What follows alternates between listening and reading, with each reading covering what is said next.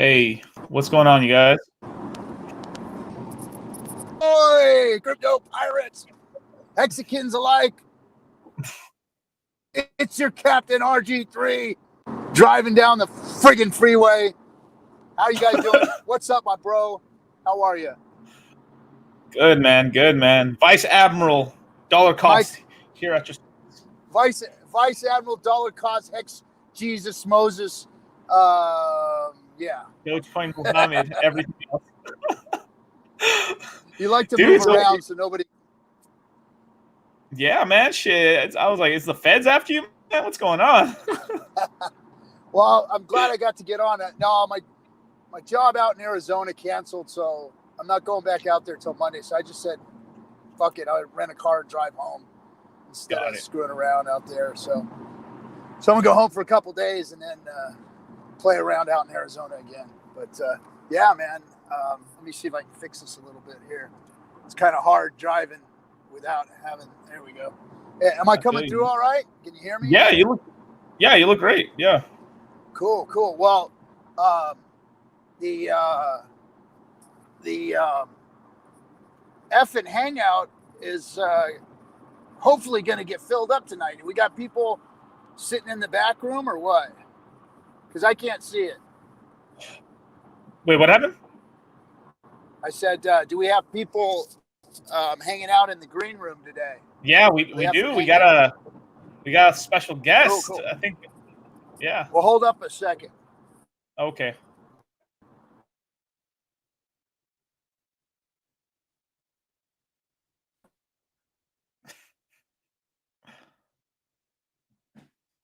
Did I freeze or just them?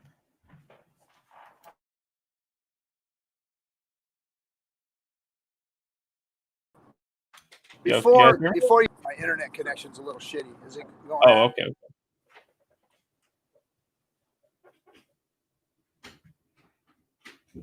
Oh, it's just RG3? Oh, okay. There we go. I thought the whole thing was lagging out. I was like, oh, shit. There. Am I back? I'm back now? Yeah, you're back. No, it might be all right now. But anyway, so what would it be like this week, my brother? Oh, it's been pretty good, man. Hex has been pumping a little bit. We're back over 30% of a penny, which is good. You know that we finally went above that whole little resistance line. I know we were kind of in the 20s for a while, and you know it looks like we're kind of trending up again. Nice, very nice. Cool. Yeah. So what else is happening? I think Richard just did a small stream with I think what's his name, Simon Dixon. I don't know if it was Simon. Was it not Simon Dixon? So. I saw some people were posting something about Richard doing a stream today, but I didn't happen to catch it. I was at work. Yeah, I think he did a stream, but I don't think it was Simon Dixon. I think I was explaining the guy wrong to you, but I'm not sure. It could have been. I don't know. Yeah. I'm not too hip on my crypto influencers. Right. So. Especially ones writing books about Bitcoin and shit. So I don't know. Yeah. So that's good, man. So hey, we had a great show with Richie the other day. That was cool. Richie got introduced to the Cutthroats and to the freaking show and to the community and got beat on and took it like a man. So that was cool. Yeah, Rich was cool, man. Rich is cool. Yeah, it's you always want to be careful when you come on drunk or a little high. He might have been having a little bit of the captain in him, huh? Is that what you're saying? Right. Yeah. But Rich is cool, man. I've interviewed him before. We've had a podcast together. The guy's a cool dude, man. Yeah, no, it was a good time, and he sat up on the chopping block really nicely for us, and you know, I don't have anything ill to say about, you know, what it is that he's going through. I know it's personally for him, it's tough, but you know, if crypto is a means or a way to solve the unbanked problems, then I'd like to know how they're doing it, and I'd like to give that information out to people who would like to do it themselves. You know, right. I don't see any way around the gatekeepers, and I don't see any way around, you know, the fact that you're going to be watched, and I mean, there's no way around it. It's crypto is monitored, crypto is taxed, crypto is very identifiable when you move it around. Yeah. So it's not what everybody kind of intended for it to be. So it's not easy to do those things if you're trying to live and go about it unbanked. Because bottom line is you don't stick green shit in your wallet no more. Everything's done digitally. So everybody's got access to digital currency, and they're pushing us towards it.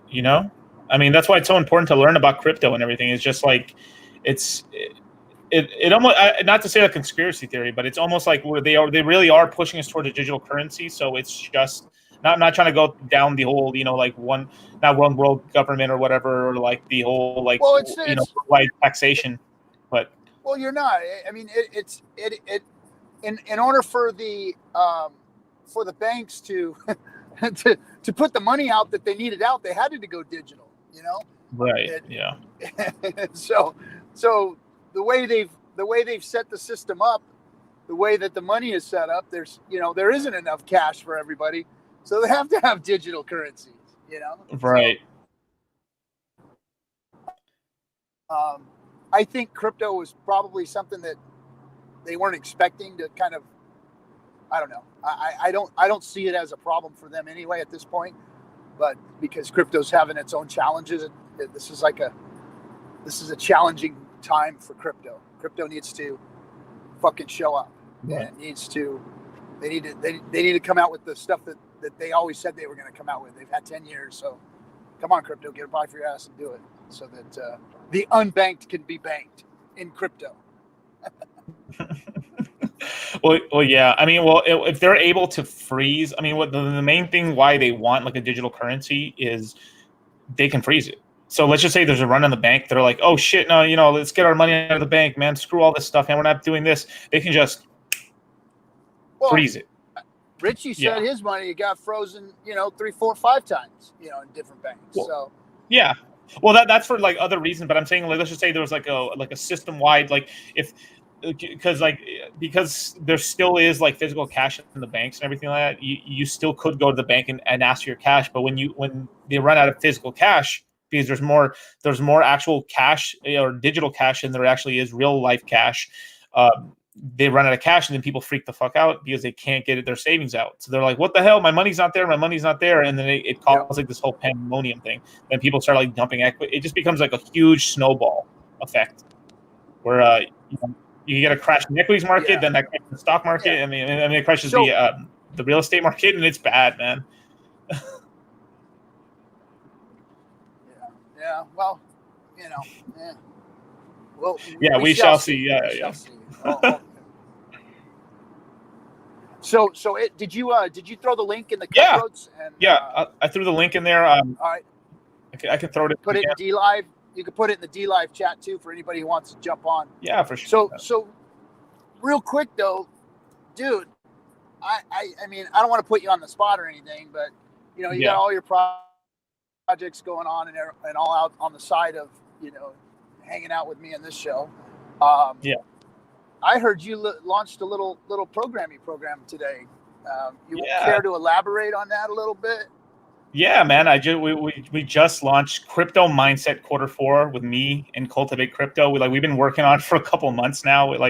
We've been like spitballing ideas for a long time, because we kept having conversations with people, and then they were just drawing they were basically just going off of like top 10 cryptos to make $1 million in 2020. Like, come on, it was just consistent stuff like that, and it was just like. I was looking at Box Mining's Twitter today, and it looked like a fucking menu. It didn't even look like it was a crypto chart. It looked like a fucking restaurant menu with all the food that was on that damn thing. Damn. It is shilling the hell out of all those projects. Yeah, and a lot of as soon as you get kind of like a following, right, you start having these essentially these smaller coins or scam coins coming to you. Hey man, hey, here's $30,000. Hey, talk about our coin. Shill it out, right? Instead of it being like you research yourself, or you found it out. They haven't come to me, man. They haven't. You're too expensive. You're too expensive, man. Fuck, shit. I'll take less than that, boys. Come on, bring it. Talk about your fucking food. Come on. Yeah. So stop bragging about BTC copying out ads. Yeah. So we so with the program, right? It's are you monitoring the chat room? Yeah, man, I'm monitoring the chat room. Yeah, I posted in the link right now. Right on. I think you're kind of lagging out, man. Yeah, I'm gonna go through this bad area for about a minute or two, but don't worry, I'll be. Yeah, well, anyway, what we're doing with the course pretty much is like it's basically a course from the left and right brain, right? So you have the emotional side and you have the logical side. You have both sides of the brain. So you have sort of how to do market research on a crypto to find out if it's good or not, as well as like, can you look at the charts to see if it's a good time to buy, good time to sell, or is oh wow, this thing's setting up to do something really bad. So that's why I got Cultivate Crypto here in the green room right now. You might have to pull them up. Wait. So I got a fucking stowaway, scurvy dog, fucking Cultivate Crypto, fucking ass in my green room. Yes, sir. The shit talking little fucker from Cultivate Crypto show is stowed away on my ship. Yes, he is the one and only. We'll bring that scurvy dog up and we'll make him walk the fucking plank. Bro. I love it. Well. What do we have here, matey? I don't know, whatever you want to call it. Welcome to Discourse Syndicate, my friend. How are you? Yeah, I'm doing pretty good here. I'm running on coffee and about an hour of sleep. Because I was helping the 25 guys we got in on the crypto mindset get in and get sorted. And we're dedicating the next quarter to make sure that these guys make some good gains. But then also the next 3 weeks of like basically every day I'm just me and Dollar Cost are just helping these guys out. So it's a lot of fucking work on our plates and a lot of responsibility. So we're making sure that we do it right. But the last time we talked, me and you, RG3, was when you were on my show on Moon Gang a while back. And, there might have been a few developments between now and then, maybe. Well, wait. There might have been a few developments. Is that how you're going to put it? Yeah, I'm putting it on the logical side. I'm going to, first, before we get into this. I'm on the logical side here. No, Hexo, he likes you. You're gonna get some fucking emotional here in a minute. I'm good for that. I can take it. So check this out. So I want to let you talk about your program first, and then I'm gonna turn you loose to the fucking cutthroats because they want a piece of your ass. And to be honest, I want to be let loose first, man. Because to be honest, I'm not, we have enough people in the course already. I'm not, I am gonna, shill. If you can't shill yourself, what else can you shill? But at the same time, only people who want to get in on this and want, basically want, information from me and Litecoin. And some people prefer, I call them Litecoin, but Dollar Cost, right? Some people prefer the way that I look at the market. Some people prefer the way Dollar Cost looks at the market. And, you can't please everybody. You can please some people some of the time, but not all people all the time. So, that's why we joined hands together and, linked together to make sure that we got like a comprehensive course. Because to be honest, like if I was just coming out with like a trading course, it's like anything else out there today. It's like, that's a dime a dozen.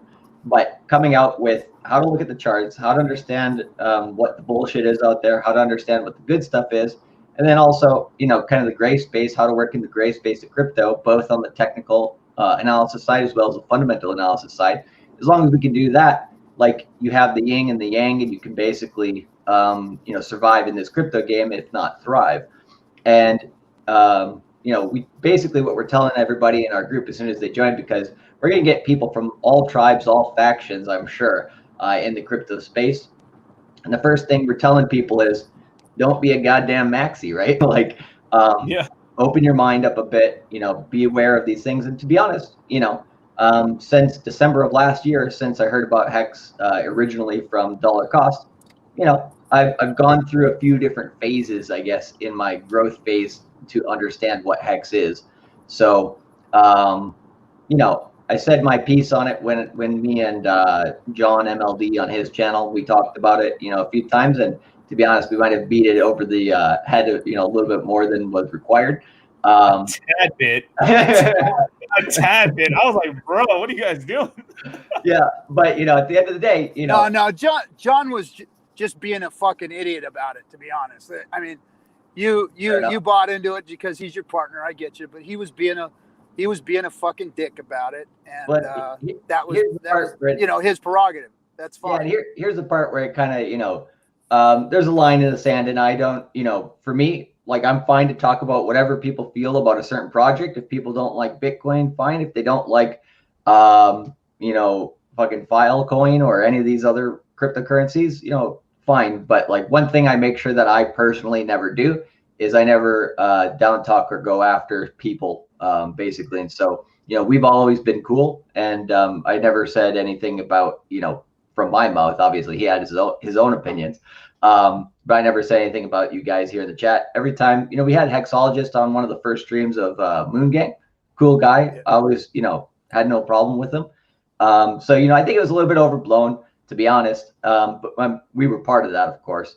But I was trying to find this meme that Crypto Kobe made, because I do have a lot of Hex people who jump in my chat, and I appreciate it. And, I'm happy that, we let bygones be bygones, and, we all could kind of jive together, because Crypto Kobe made an awesome meme basically saying how I was wrong and Hex was going to the moon, baby. And Hex was pumping at the time. And I was like, tip of the hat to you, Crypto Kobe. That was a fucking awesome meme. And, this is why I love cryptos, because, you get these, different opinions and different feelings. But at the end of the day, we're all here to make some goddamn money. And, that's what I'm here for, at least. Yeah, it's just like I think we've said this in the past, that like Hex was kind of marketed a certain way, and it just caught people off guard because it just sounded alarms. But as like I've just talking to Charlie, and talking to them, and they were like, yeah, okay, I understand now. Like it's different, because a lot of the times, like let's just say some shit, like some bullshit like yams, right? They have something, and then they do a fucking rug pull out of nowhere. There's been no rug pull. Yeah. There's a community here. Like, everyone's showing their faces and stuff. Like, there's key differences, between. Yeah. But you know what I'm talking about, right? RG? Well, of course. Yeah, of course. And let me expound on that. So when you say, that the word scam was thrown out there in the beginning of Hex, the problem with people like John is that instead of doing his own research and really, I can tell by the way he talked every time I heard him talk that he didn't really do any research. He just listened to the talking heads out there and said, well, I'm just going to jump on the scam bandwagon and, shit all over Hex and make myself look cool. And really what it made him look like is an asshole. And that's what I have to say about that. So that's neither here nor there. The guy made some foolish statements. He did some foolish shit. He made some personal attacks that were, unnecessary. And, he's a fucking dick. And now I'll say it time and time again. That's what he did. So anyway, he is who he is. It is what it is. But a lot of people outside of Hex took that same approach. And they jumped on the scam bandwagon because all they had to do was take one look at Richard, take one look at the website, take one look at crypto itself and what's been going on. And especially if they were a 2017, 2018er, it was so easy to call everything a scam that looked like a scam. So that's what they did. Instead of doing their own due diligence and their own research and figuring out what the fuck Hex is really about. Because if anybody who's worth their salt in crypto takes a look at Hex, looks at the code, looks at the historical data of what's happened over the last, 8-9 months that it's been launching, will go, oh, fuck, this is a solid project. And Hex should be actually in a different place right now if it wasn't for all the lazy motherfuckers out there in crypto that won't do their own research. That's the problem. Well, Is you all out there in crypto, you're a bunch of lazy fucks. And you need people like Cultivate and fucking and Litecoin here to help you to make fucking decisions, because you won't do it on your own and do your own research and figure this shit out yourself. So go and take some courses, learn a little bit about crypto, learn about a little bit about programming and DeFi and what the scams used to look like and what they look like today. And then go make some decisions and then talk shit versus, just, I'm just going to talk shit because it makes me look fucking cool. But I don't know fuck all, That's what I got to say to everybody out there is educate your goddamn selves. Well, yeah. And here's the thing with that, right? It's like, how deep do you go in the research, right?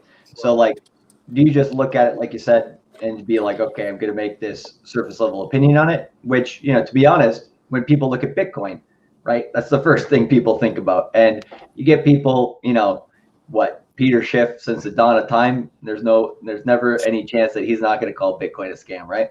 Right. And so when it comes to the cryptocurrency game, there's a huge gray space, massive gray space, right? I've been, onboarding a lot of new people into crypto. A lot of people are like, hey man, you kind of put it in layman's terms, like I can understand it. And it's not so, scary anymore. It's not so foreign. And it sounds actually like something that's pretty legit and cool. And so when I get on a consultation with somebody, like, I'll be like, they're like, what's one of the cryptos that I can make, a decent amount of money with that's going to be around, for a while. And one of the coins that I personally have liked recently a lot is the Polkadot project for various reasons. And I know when I say it to people, right, if I say Bitcoin or Ethereum, they're like, okay, that sounds legit. But if I say, hey, it's your first day in crypto, go and buy some Polkadot. There, just what's that sound like to a normal person who doesn't know anything about crypto? It sounds absolutely insane. It sounds like a sushi token or a hot dog or any of this yam bullshit that's been out recently. Yep. So, and so you do got to do your research. And I think, the thing that dollar cost and aka Litecoin is, really good at is really, taking the time to delve into that deep layer. And, that's why we've been, on the back end, privately since December, since we've really been talking with each other. We've been, talking shop, every week, if not, often more. We were like, hey, let's get on a call for like 30 minutes. We end up talking for like 4 hours because there's so much shit to do in crypto to understand what's really going on. And so, pull back the BS and really look at what's going on. And, I have a chart of HEX. I do chart HEX and I do take a look at what's happening with the price because there's definitely opportunity in it. So it's just a different, you have to understand it in order to, play that game. If you don't understand it, just put your money down on that, down on black or whatever. So, it's all good. But, I didn't mean to put, you, RG3 or Hexologist or Crypto Coffee under the bus, with that, it wasn't a personal thing. When we did that, it was more of just looking at the token itself. But, there's collateral damage in that. So that's, something that, is unfortunate. We're basically going to stay away from that in the future. But at the end of the day, we're all human. We all are basically here to make money, and it is what it is. So, yeah. No, I appreciate that. I appreciate your honesty and I guess basically your semi apology or whatever. Because personally, I could give a shit less because I've been called worse things by much better people. So it doesn't really affect me that much. But the lessons that it teaches is what's important to the communities out there because. Whether we like it or not, all of us that actually have the balls to put our faces on YouTube, you included, we have a responsibility to the crypto community, and we have a responsibility to act in a way that is going to better the crypto space versus make it worse, or versus entice tribalism or entice shit talk, or and all shit talk does is, it pisses off one side and then the other side gets even more pissed off and then it doesn't do any good for anybody's project. Yeah. And it doesn't do any good for you guys and your show. It doesn't do any good for our project. So the whole community just sees this, just this crap talk, and then it just conflagrates into just shit, and it doesn't get us anywhere. And I think that that's one of the inherent problems with crypto and the crypto communities is all this bullshit, The funny thing about that I think is interesting is, what's the main platform that we're using in crypto to communicate with each other? The biggest platform, in my opinion, is Twitter, right? That's where I got a lot of my information, in 2017 throughout the bull market. Yep. I got a lot of information there. I saw a lot of bullshit too. And what's Twitter really good at? It's really good at bringing out pretty much the worst in people. And so, it's kind of a shit show. I would not have a Twitter account, to be honest, if it wasn't for crypto. And so it's a good research tool, and that's the way I view it. But when you see people on there just like going at each other and stuff like that, it is ridiculous. And so it's much better to actually get people who have a way to get to their logical brain, look at that, and then communicate that way in crypto, rather than the way that Roger Ver goes on stream and just swears at people and says you're wrong, stuff like that. It's like, how's that even an argument? Yeah, exactly. So anyway, so what I'm just saying is that as influencers, as small influencers we all do have a responsibility for what it is that we put out there, and the content that we put out there, and the attitudes that we put out there. So, my poking at you was all in fun, but I have absolutely nothing against you, your show, or you guys. Likewise. It was to a different place, just because of who he was and how he was acting, and I took issue with that just because of the viciousness of his attacks against people personally and whatnot to kind of make himself look good. It was a really bad look, and it reflected more upon him than it did any of us. So that's all I had to say about that. But good to have you running around the community. Good to have you taking a better look at Hex, and good to have you out there working with Litecoin on making things better for the crypto space. So I hope your guys' project takes off and does some good out there, because people definitely need education, and they need it on both sides, like you said, because a little bit of skim research can really either it could skip you over a good project, or it could wreck you on a bad project. So not doing that, not skimming over something, is very important, and then making those, like you said, those emotional decisions versus rational decisions and fact-based decisions, and trying to take the emotions out of it. That's important lessons for people.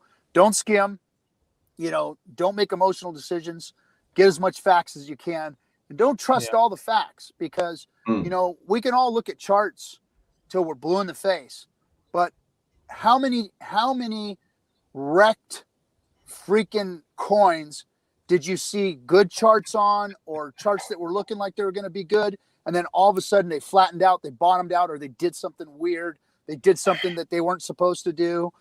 It's all over crypto. It's all over crypto. So trying to day trade in crypto is a fucking nightmare waiting to happen, is my opinion.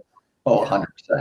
And that's why totally and that's why I like Hex so much, because it's a long-term position in crypto, and you're making trustless interest, and it's bigger interest gains than anything on the planet right now. I mean, you're not seeing 20-something% gains anywhere that you're sticking an investment. So that's why I like Hex. It's such a safe place in crypto at this point, and it was never deemed that in the beginning. It was deemed some type of big risk, but in all actuality, when you unpeel the onion of Hex, like you said, and do that research, it is a safe place to invest in crypto. So Yeah, and everybody comes at different projects at different times, right? Like for me in 2017, I was never an ICO guy or a guy who gets in on the ground floor of tokens usually, right? I wait to see what they do, I take a look at the data, and then I decide if it's something I want to put my money into, right? Whereas there's other people, I had guys here in Tokyo who were fucking geniuses at understanding, you know, okay, because when a coin comes out, it could easily just dump right away, right? And so I've met some people who are able to figure out, you know, okay, how do you know when a coin's not going to dump when it comes out? And that actually, you know, if you're on the ground floor, you can make some good gains, right? And yeah, I remember specifically, if you guys go back to the chart on Hex and look at April 15th, I remember specifically on April 15th looking at the charts, I'm like, this thing looks like it's about to explode to the upside, like huge. And I was watching it, and then it went up, I think, 800% over the course of like April and May. I was like, yep, damn, that's some serious gauge right there. So, you know, it was quite impressive for sure. I do have one thing to say about like Hex during the beginning. Like in retrospect, just looking back on all the info that was out on Hex, right? Because we were just barely launching and everything. You know, we did, you know, first day and everything, right? And then it was just like a flood of these bullshit ass articles.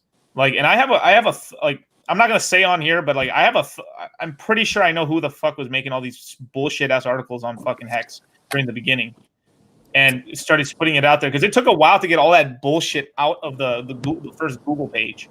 That wasn't true. It was on there for a while. Yeah. Right, and I'm not gonna say what thing it was, but like I'm pretty sure now that I think we all know kind of who was probably fucking making all those articles and paying people to do all that shit. You know. Did you see Randy's article that came out today? I think it was today. Wait, the one from yesterday or the one today? On what's that? Wait, the one that we talked about yesterday about the DeFi stuff, or which one from Randy? No. He has another one out. He put out another one. Look at my Twitter right there. You'll see it. Okay, let me check it out. Cointelegraph. Sure. It's about community. It's about Hex and the community. And it's on. I think it was Cointelegraph. Yeah. Randy makes some great posts, man. He really does. Let me see. Well, this is a whole article that he wrote for Cointelegraph. Oh, the power of community, a case study of Hex. Wow. Okay, yeah, I'll post this right now in the chat. Right now. He talks about all the community. I mean, the guy's a good writer, and I mean, they pay him to write for him, so he's definitely somebody in the space that is influential, and that's cool that he got to write that article and put that in there. And he talked about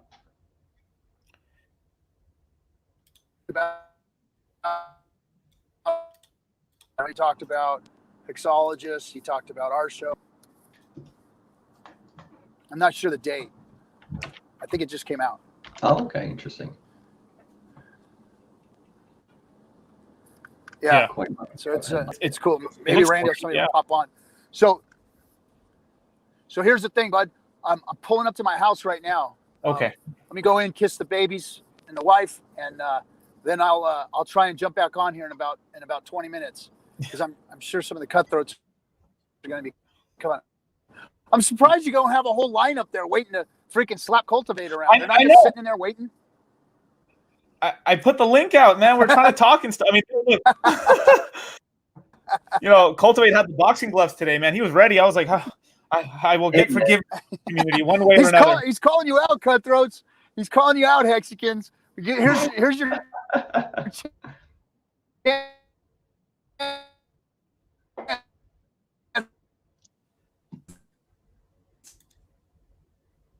lagging out there a bit. Yeah. Summon the Cult Kings for Richard the Heart. No. Wait, can you hear me? Cultivate? Yeah, I can hear you just fine. I'm just. Oh, okay. I thought I was lagging out too.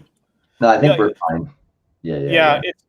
It's just like I was just really thinking about it. Like, why the hell was Hex getting so much goddamn hate in the beginning, man? It was like so weird, you know. It was like it was a community-driven project. I mean, everyone was just came from our, you know, the straight Telegram chat, and it was just.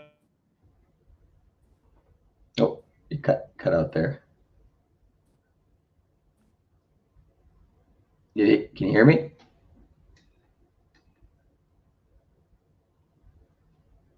Can you hear me?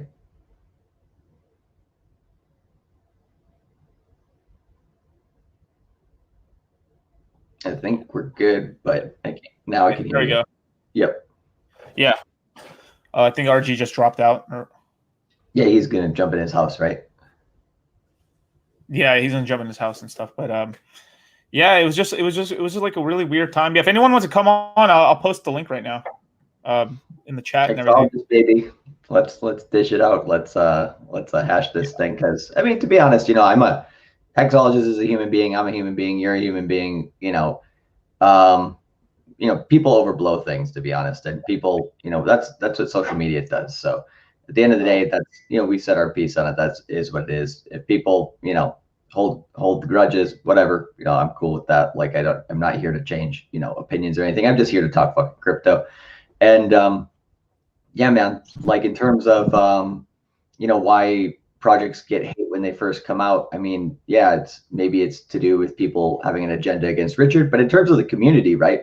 Like, I get a lot of people from Hex, right, jumping in my stream, and I don't have any issues with those people, right? I've only had one guy who's tried to, you know, say some shit, and then I had to ban him. But besides that, like, you know, Crypto Kobe, you know, me and him, we're cool. He made a meme about me, telling me I was wrong. Great, I appreciate it. You know, I love it. Yeah, I don't take that stuff personally either. You know, I'm here to just look at crypto. So, and I do think the level of bullshit coming towards Hex is kind of dying down, to tell you the truth. Like, yeah, I mean, it's not. I think, you know, it's kind of phases that people go through when they learn about a new project, right? Like RG3 was saying, it depends on what level of the onion you've peeled back to actually understand it. Have you gotten to the core of the onion? You know, you might have a different opinion on the surface level of the onion, or second layer, or third layer. Once you get to the core, you have all the information, you know, which maybe even we don't have at this moment in time. But even if we did, you know, the closer you are to the project, the more depth that you have, then, you know, the better. So you really just have to, you know, do your research and whatever level you're comfortable with, and then, you know, we'll be good to go. Hey, what's up, man? Can you hear us? Hey, oh yeah, come on, can you hear me? There you go. Yeah, I can hear you. All right, okay, What's I'm up, on mobile phone. This is the first time I've tried it. It's modern technology. How you going, boys? What's cracking? Beautiful what's day up, over dude? here, sunny Queensland. What's Nice. going on Oh, with crypto? Baby, I've cultivated crypto. How's that, mate? How's that? That's old. What's his name? Ladies' man's mate. The ladies' man. yeah, the salt daddy. What? No, I'm joking. Hey, Lachlan, am I on TV? Am I on TV? Have a look. What the hell is that? I'm on TV. Hey, look at this, worldwide. There you Worldwide, baby. Sorry, yeah. All right. I'll shut up. I'm not using it this way. Is it lagging out? Am I causing technical problems? Yeah, you're lagging out. You're lagging out a bit, man. There you go, Queensland. Mate. Turn the TV off. Turn the TV off. I'm on the TV. Over there. Queensland is absolutely beautiful. I went there for about a week and went to the Great Barrier Reef, man. It was fucking awesome. Did bungee jumping with AJ Hackett bungee jumping. Oh, it was great. My daughter's looking at me, shaking her head. My kids are like, I'm embarrassed to have me as a father. Hey, see, look, I'm on here with me roadies and Rick Famous now on YouTube, Discourse Syndicate. Hey, we're rocking out the cryptos. Don't you worry about that, Georgia. Tell all your friends at school. Get on some Hex. Hey, sorry, my kids are here with me at the moment, so I can't stay for too long. But yeah, mate, it is. We're lucky. We're lucky to live in this country, mate. We are lucky to live in this country. You know, especially what's going on in the worldwide stuff with the debasing of the the US dollar and some of the other stuff economically. Yeah, look, and I think RG3 said before about you know, in crypto terms, putting your money into Hex is actually a pretty safe bet. You know, there's some triple bottom line risk management stuff there. But I was interested to what you were saying about this, you boys teaming up and doing some training, and I think it's you know, because I mean, you know, I know you can say whatever you'd like to this, but it seems like that some people aren't that clever, are they? When it comes to crypto, like they're lazy, they don't do their research, and you guys are like, okay, left, right side, like, you know, like your left side of the brain or the slow side of the brain and the fast side of the brain. You know, like that neural cortex reset. So like 5, 4, 3, 2, 1. Like, you know, if you're sitting at a bar and a really nice girl goes past, and the little voice in your head goes, the voice is that you better go talk to her. She's gonna. You want to go and talk to her, but you don't because you're scared of rejection. Is this making sense? Can you hear me? Yeah, we're just listening. So it's overcoming that fear in the brain, and having the confidence to just go up. You know what? I'm going to go and say to that girl, "G'day" or "Hello," because if I don't, I'll never see her again. Hey. So that's that reset, 5, 4, 3, 2, 1, and overcoming those negative thoughts in your brain and moving forward in a positive way. Yep. Hey, Matt. Man, you always are in a different outfit, man. Dude, you got style, bro. You're always in some different. I mean, people in the chat were saying that right now. Like, there isn't a single day I've seen you in the same thing. Oh, you wait. I've got a secret. I got stuff on the back burner. You wait till you see what's coming out for Hex. I'm doing a bit of a shill project, and let's just say the boys is gonna be all the what's that song? My milkshake brings all the boys to the bar. The milkshake brings all the boys to the yard. Let me just say, you know, it's something good that rhymes. What's up? What up, bro? What's up, guys? Well, how's everybody doing tonight? Let's get spicy in here. My brother Get it. the big dog. So, what is up, guys? What is up? I got only a couple minutes. My daughter's in the other room screaming, so she's crying. My wife's here though, so she's all right. Chat's going wild. That's all. The strain. All right, I got like COVID cough over here. Yeah, I had that too. I went to a club like 2 weeks ago, and last week I lost my voice for a while. Still did the streams, but yeah. Like the doctor was like, "It's not COVID." I was like, "Oh, thanks for the reassurance, there, buddy." It's not COVID. Yeah, that's yeah. So what's up, guys? So I heard Cultivate Crypto is on here shilling on my channel that I started, and I had to come over here and tell everybody what's up. Yeah. No, I mean, I've heard a lot of stuff. I wasn't able to back it up because I was, you guys did it on YouTube. Didn't I wasn't able to back anything up that you guys were saying. No, so, you weren't in the room. Yeah, I mean that's yeah. You know. And the one thing I'll say is, like, you know, if you watch the videos, I never said one thing about any people personally, right? Like, I make sure to not make it personal. John, on the other hand, has his own opinions, obviously. I am a self-appointed hexologist. I mean, there was that, but that is here nor there. Yeah. You know, like I guess that sure, you didn't say anything about me personally, but it's about the Hex community. Are you guys hearing Hexos? You know, it's just funny that somebody that calls us dummies and that calls us a bunch of idiots comes on here and wants to shill his project to the community. If you go and watch so it's just like, I never, you know, it's almost a slap in the face to the community that we're even allowing. Not that, you know, I think we should. This is RG3's thing, and he can do what he wants. But you know, it's just like I don't know, like it's somebody that wants to shill on here is a little bit different than just coming on here and discussing. Well, I'm here to discuss anytime you guys invite me on. I was just invited on here just for today, you know, but have to come on a different time too, and hash things out with you, right? To just be mano a mano, no problem. Yeah. I don't really come on here that much, but yeah, I mean, we can. I know. Hexologist. I miss you. Come on. I know you're busy. Yeah. It's just I got the kids, so it's like I don't got a lot of time right now. I'm supposed to be like, because she's crying, I'm supposed to like go put her to bed and go to sleep. But I was like, oh snap! Oh, not in this neighborhood, not in this Mr. Rogers neighborhood. Yeah. Well, like, I never went after the community either. The only stuff I personally talked about, right? The stuff that I was talking about was purely to do with the project, right? And that was what I was talking about. I made sure not to make it personal.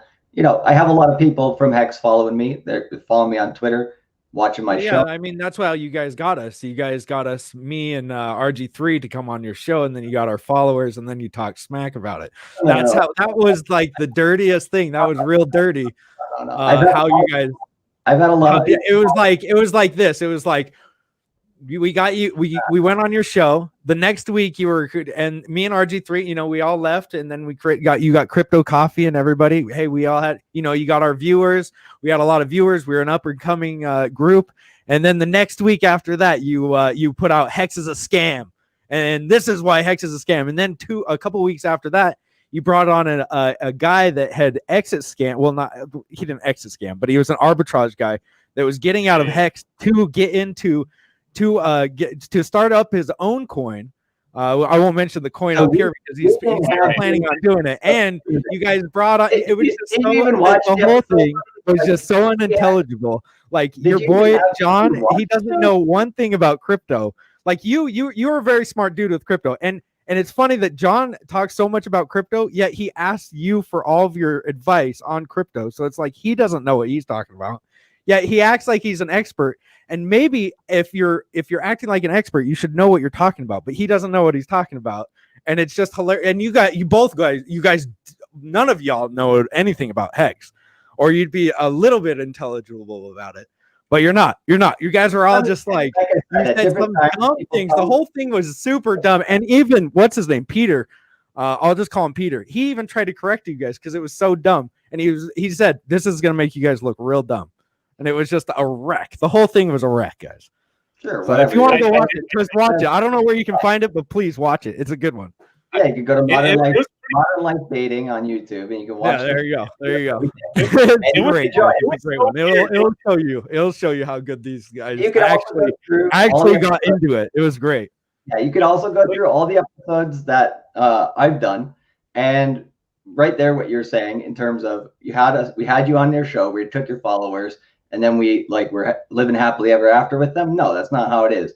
Like, we got a couple followers during that time, yes, right? And I was cool with you on the stream, never had a problem with you, right? No, yeah, I didn't have a problem with you. It was the stab you in the back, man. It was the one of these right in the back when you when you come right back behind me and we go, well, Hexologist, these Hex guys are real dummies. You get our audience. I know you didn't, but you were agreeing with the guy that did. You didn't go, no, there's some intelligent guys. No, you said, correct. Well, he's a self-appointed Hexologist. I mean, we could watch the video if you guys would like, but I mean, that's just a small segment of your Hex is a scam, your whole video that you put out. And then you come on here and you're just like, hey, I'd like to show you my stuff. It's like, what? What? To the guys that you just call dummies? If I put a link in there, crazy. Who would let you on the show? I have not put a link in there, and if somebody wants to join that, sure, why not? But if nobody wants to, I don't really care. Like, at the end of the day, I'm here, right, to have a conversation. That's not how we treat shills in the Hex. Well, that's not how you should treat any kind of scam or any. You should never give them a voice. You shouldn't have even give them a voice, because once you give them a voice, you give them a power. And one person, let's say there's 100% people watching this show right now. What if one person signs up for your course because you came on here? That's one person more that you got because you, but should we even be giving you that? Should we even give you that voice to get one person out of our community that you call us dummies and you call us, not, in my opinion, we shouldn't, but I mean, this is RG3's channel now, and I do whatever you guys want to do. I'm just telling you where I'm coming from and how I see it. As somebody that started the crypto or the Hex crypto community, started this channel with RG3. I would have just been like, nah, No, Yeah. but hey, you guys do what you guys want to do. I Everybody has get it. their- This is the hash out. This is the hash out. This Yeah, is the hash yeah. out section. But I did not come on here believing that it was going to be a pretty spick and span conversation, right? I understand. I You mean, know, I why understand would you? But hey, that's what shills do, man. That's what shills do. If you get that one person to get you click your link, you got it. You got in. Whatever. So that's all right. I get it. I know how shilling works, man. I know how if I have 1,000 people and 990 of them hate me, but 10 of them sign up for my course. Hey, I just made 10 people. I don't care about the 990 people that hate me. Yeah, whatever optics people want to believe, or whatever narrative people want to go for, that's fine. You know, I'm here to basically be not emotional about it and just talk about projects, right? Me and RG3 were talking about this before, right? Doing your research, pulling back the layers of the onion. I agree. I have not gotten to the bottom layer of the onion with Hex, right? Like, why put out a Hex is a scam video? Because that was my opinion at the time. And so I do, Why you know, why wouldn't you do your research before putting out Hex as a scam video? I am also like here if to I learn. put out Bitcoin as a scam and then I just went because the miners take profit every time that they mine Bitcoin, it's just scratching the surface and it's not even think about Peter Schiff, right? All right. Peter Schiff, right? He's been calling Bitcoin a scam since day one. He says gold is king, right? What if Peter Schiff today rocks up and says, you know what, guys? I talked with some people and I know about this project more in depth. And I bought some Bitcoin today. You know, I think it's a good hedge against inflation. I think I should, at least have some exposure to this, right? If Peter Schiff did that, yeah, there'd be some people losing their shit and being like, never forgive, never forgive. And there'd be some people be like, well, glad he's open-minded to something and learning about something. So I'm here to learn. Right, I'm here to talk to you guys mano a mano. I'm not hiding. I'm putting my face on the internet. This is recorded. But go back and watch this shit. See, the thing is, Cultivate, that you came on when you wanted to talk about something that you have to offer. Exactly. That's what I was saying. And I think that's what the problem that everybody has, and they'd like to know, your real intentions. If that be your real intentions, if you really want to make peace, say, hey, I was wrong, do all that. I mean, first of all, do you still have your video up that calls Hex a scam? Is it still available? Of course. I've been linking it in the chat. What's that? I've been linking it in the chat. Yes. Yeah, maybe not on his channel, but there's a Hex is a scam, whatever it is. I don't know what it is. So I guess what I'm saying is the community would more than likely probably like to see, some type of a pull down and a rehash and another. I understand you coming on here. I was kind of a little. I knew that Litecoin was working on a project with you. I kind of didn't know that you were coming on the show, so that's fine. I'm cool with it. That's what this is for. This is Discourse Syndicate. So everybody come if you want. So let me just say one thing. So when all that stuff went down with John, right? I literally had to have a conversation with John. I was like, "What the hell are you doing, dude? Why the fuck did you say all that shit?"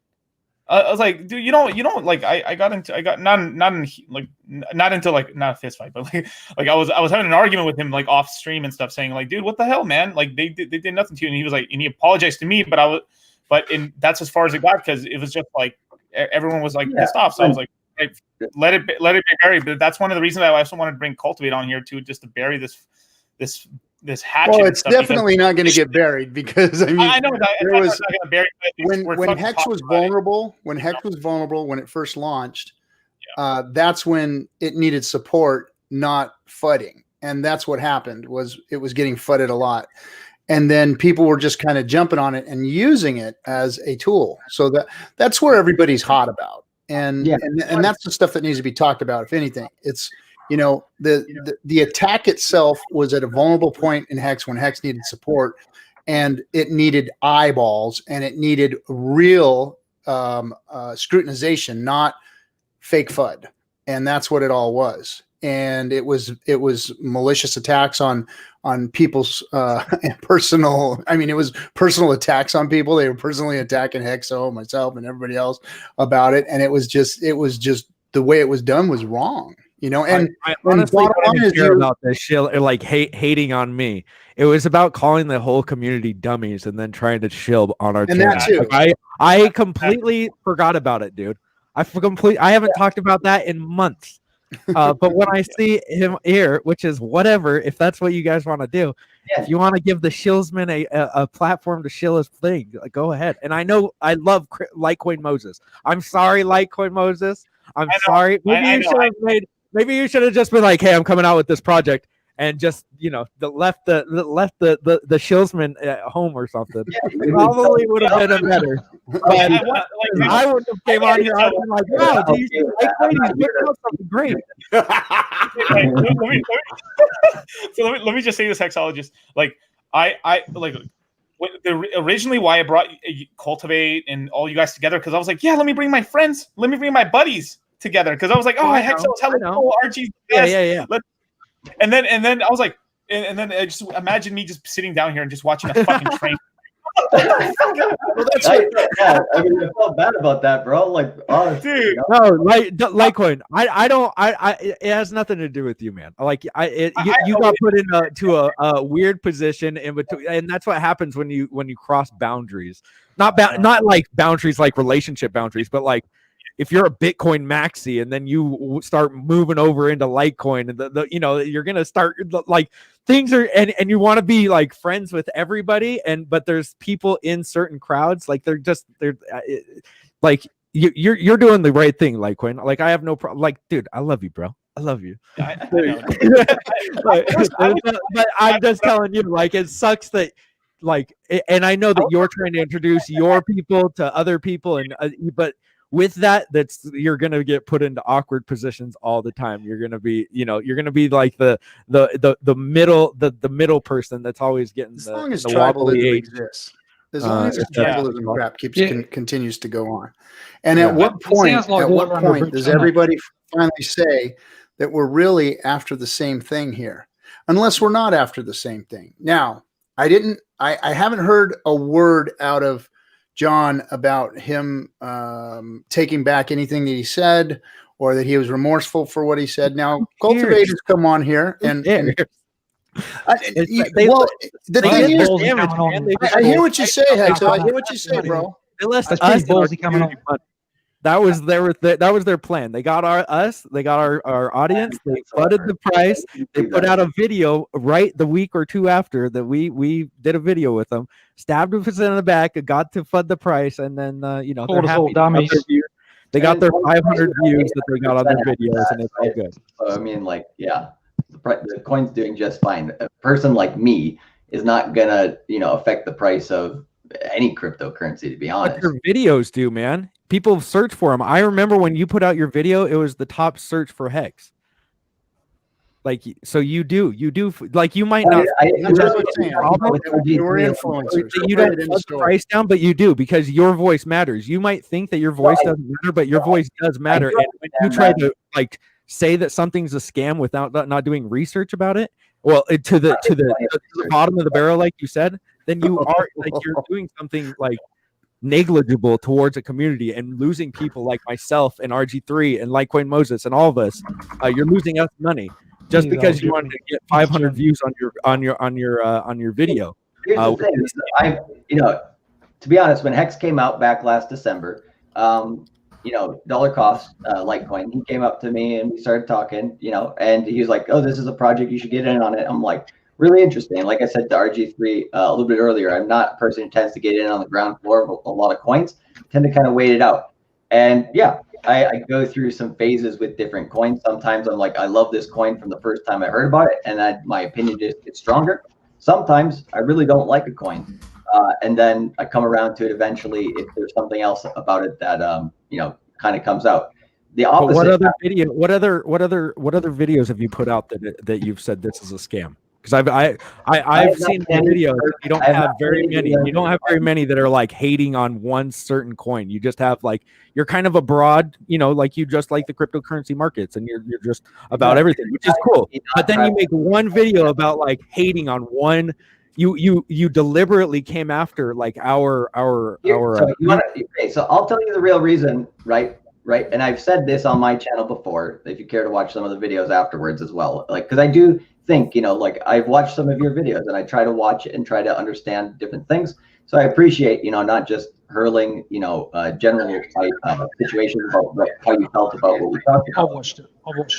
But hold on. I can't hear you, Cultivate. Yeah, there's some feedback. Johnny, I think it's Johnny. Johnny, is that you? I remember when you put out your video, it was Johnny.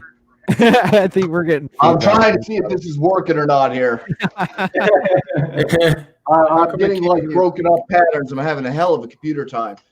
All right. There you go. My Sorry. friend. Go ahead, Cultivate. Here's one thing, like I want to say here as well, right? Before we get into this, because I mean, we're getting a lot of different topics here and there or whatever. And like Johnny, particularly yesterday. So I'll say two things, right? One towards Johnny, just because he's here, and I want to say this thing towards him because I do think a recent video I saw with him and Crypto Coffee and I forget what the other guy's name was, but a few of these guys. It was an interesting stream for sure. And I told Litecoin yesterday, I was like, yeah, I saw this stream and I forgot his name at first, but then I looked at the stream again. I was like, oh yeah, it was Johnny Chaos. I was like, that guy's really level-headed, really gives a good opinion.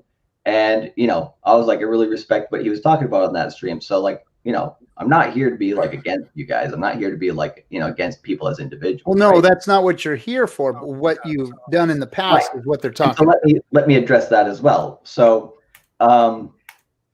there's people in my community. You invited them all. So you said all comers to the show, RG. You did say all comers. Yes, I did. Yeah, and like we take all comers here, and he's a smart guy, isn't he?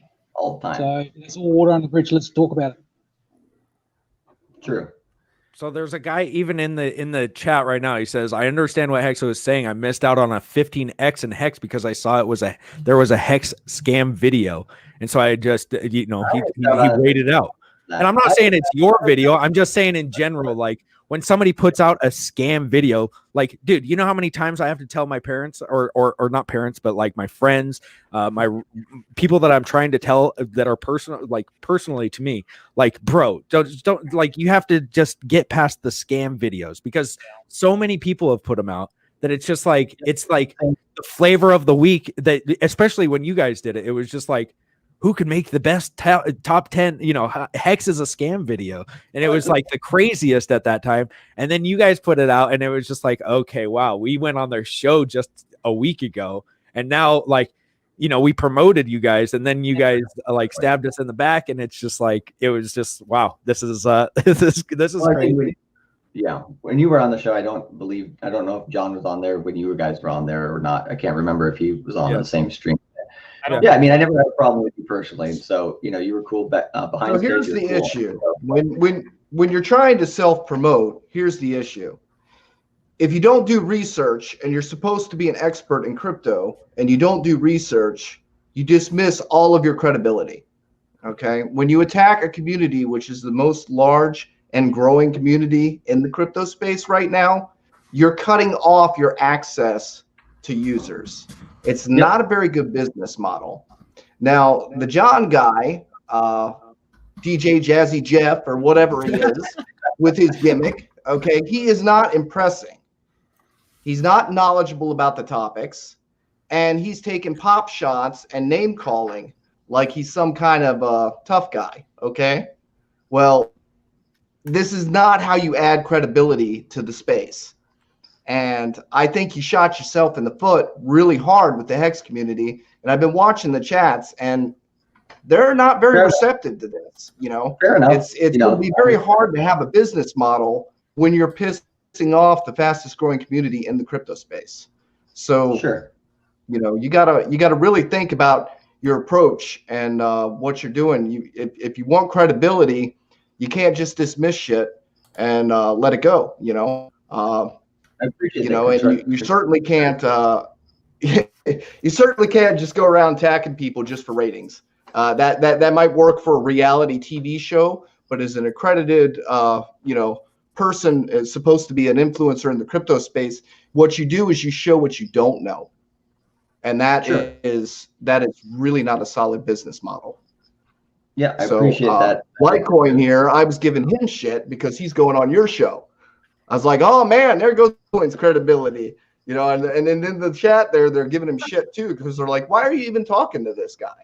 you know. And dude, and I'm not gonna lie, Johnny, that like in Litecoin, I like sorry to say, but we haven't done a whole lot of shows because it's like I get that you want to do like your thing with Cultivate Crypto and all these guys, but it's like I've got my reputation and like and you know, and I've got, and if I get associated with somebody that tries to stab me in the back once again, like what I did with Cultivate Crypto and Johnny 5 or whatever his name is, then it's like, dude, I can't have that keep coming up. So I stopped doing streams with other people, like even coming on Discourse Syndicates, because it's just like you get associated with people and then they're not like legit Hex supporters. Like RG3, I know that he's a legit and Litecoin, I know that you are too now, you know, but it's also like since the beginning. What are you talking about? You would be surprised about how many people, dude. I've made friends and I'm like, wow, we're best friends. Does anybody remember DT? Me and him were like bros. I was like, bro. Yeah, there was like a love fest. There was a bromance going on there. Like nobody. He necks me, man. He just comes right in the back and is like, yeah, you like those emergency end state penalties? You like those bad boys? Here's some force fun for you, and I'm just like, no, please stop. It's just like I can't deal with it anymore. I just feel like all my friends just turn out to be like these like rogue agents that are trying to just fund the price down. So I'm just like, all right, I'm out. I can't do it. Like I can't deal with one more rogue agent that's not like, you know, you just gotta have Hex in the name or something. I know it's like a cult thing. I know people are like, they're in a cult. I wore the robes, guys. I had to wear the robes. So in Hexologist, my boy's defense, yes, his reputation is important. Mine isn't. This show isn't about my reputation. That's for damn sure. It never has been. It never will be. It's not even the reputation. I stand on my own. I stand on my own here. And that's the way it is. Everything I say, I do what I say and I say what I do, period, end of story. I let everybody come on here and talk shit and do whatever they got to do and speak their mind. And that's what this show is for. And that's what it's always been for, was for the Hex community to be able to showcase everything out there. Now, Litecoin's doing something with somebody else. That's fine. He can talk about that. And they got their thing going on. And I wish him luck. Yeah, I honestly do. Like, but it's like, it was the whole like backstabbing thing. I've been backstabbed like, and you have every right to talk about that. Times. Let's generalize 3 to 5 times since I've started in the last 10 months. I mean, it's only been 10 months. Just like every 5 weeks, somebody comes scheming in the background to get you, mate. I've seen it in the chats. Yeah. What? Oh, they're all scheming in the background to get you to line you up, Hexo. But anyway, I know. That's just the thing is, you know about.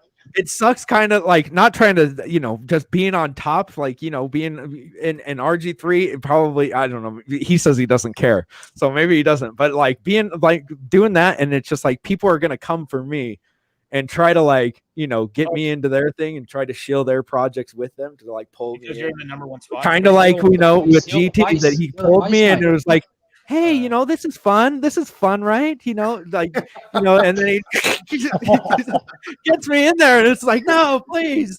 I promoted you. Now I've got all of your audience, and then it just takes me away. So not take all of your. That didn't go well, did it? That was not good. I did because I promoted not you, Cultivate Crypto, but GT. I promoted him a lot. Like there was a guy that exited the community and I had to block him on Twitter, and we were friends, like legit friends, and it's just like, and that sucks. He wanted to start talking about other projects and like fudding the price down on Hex because he didn't like, he doesn't like Richard Hart, and that's the only thing that they can come out. So I feel like a lot of people are trying to get onto my good side so that I start promoting them. And once I promote them, then they get the Hex audience, and then they can promote whatever projects that they want, including, all these Hex clones, any of these. I mean, we just saw somebody, like, we've seen so many Hex clones come and go. It's just, it's crazy. And including Cultivate Crypto, the guy that you had on your show, that guy tried to do that to me. Did you watch the second half of that video? Oh, there was a second half. I watched the whole thing. That with the drunk crypto dude.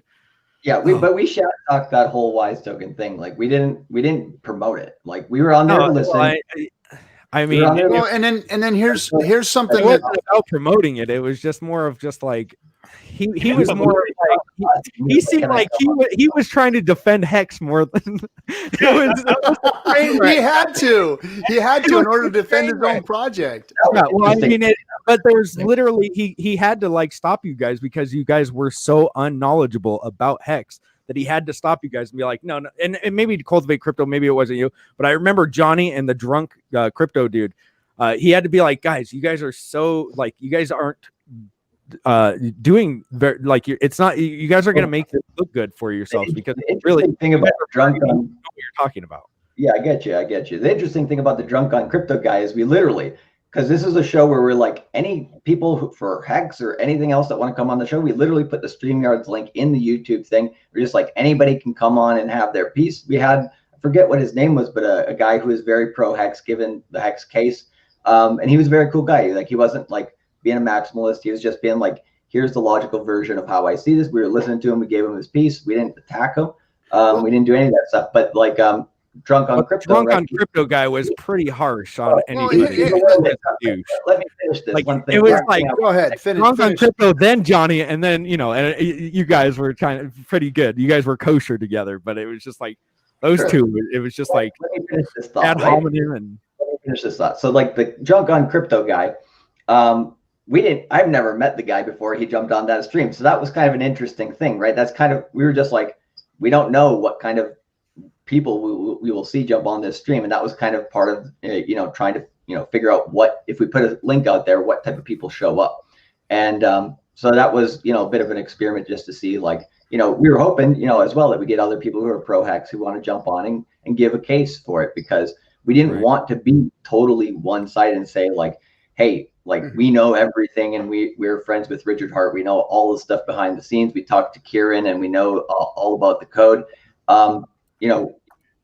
With any crypto project, didn't really know the code either because Kieran was a developer that got kicked off about a year before.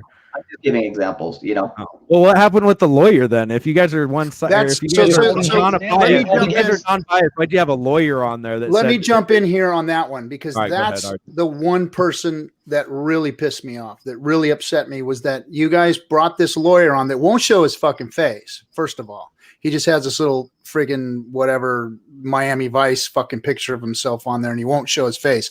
But he legitimately called Hex out and said that people were going to jail. And he said that it was the SEC was coming after him. So he made a SEC call on that freaking show.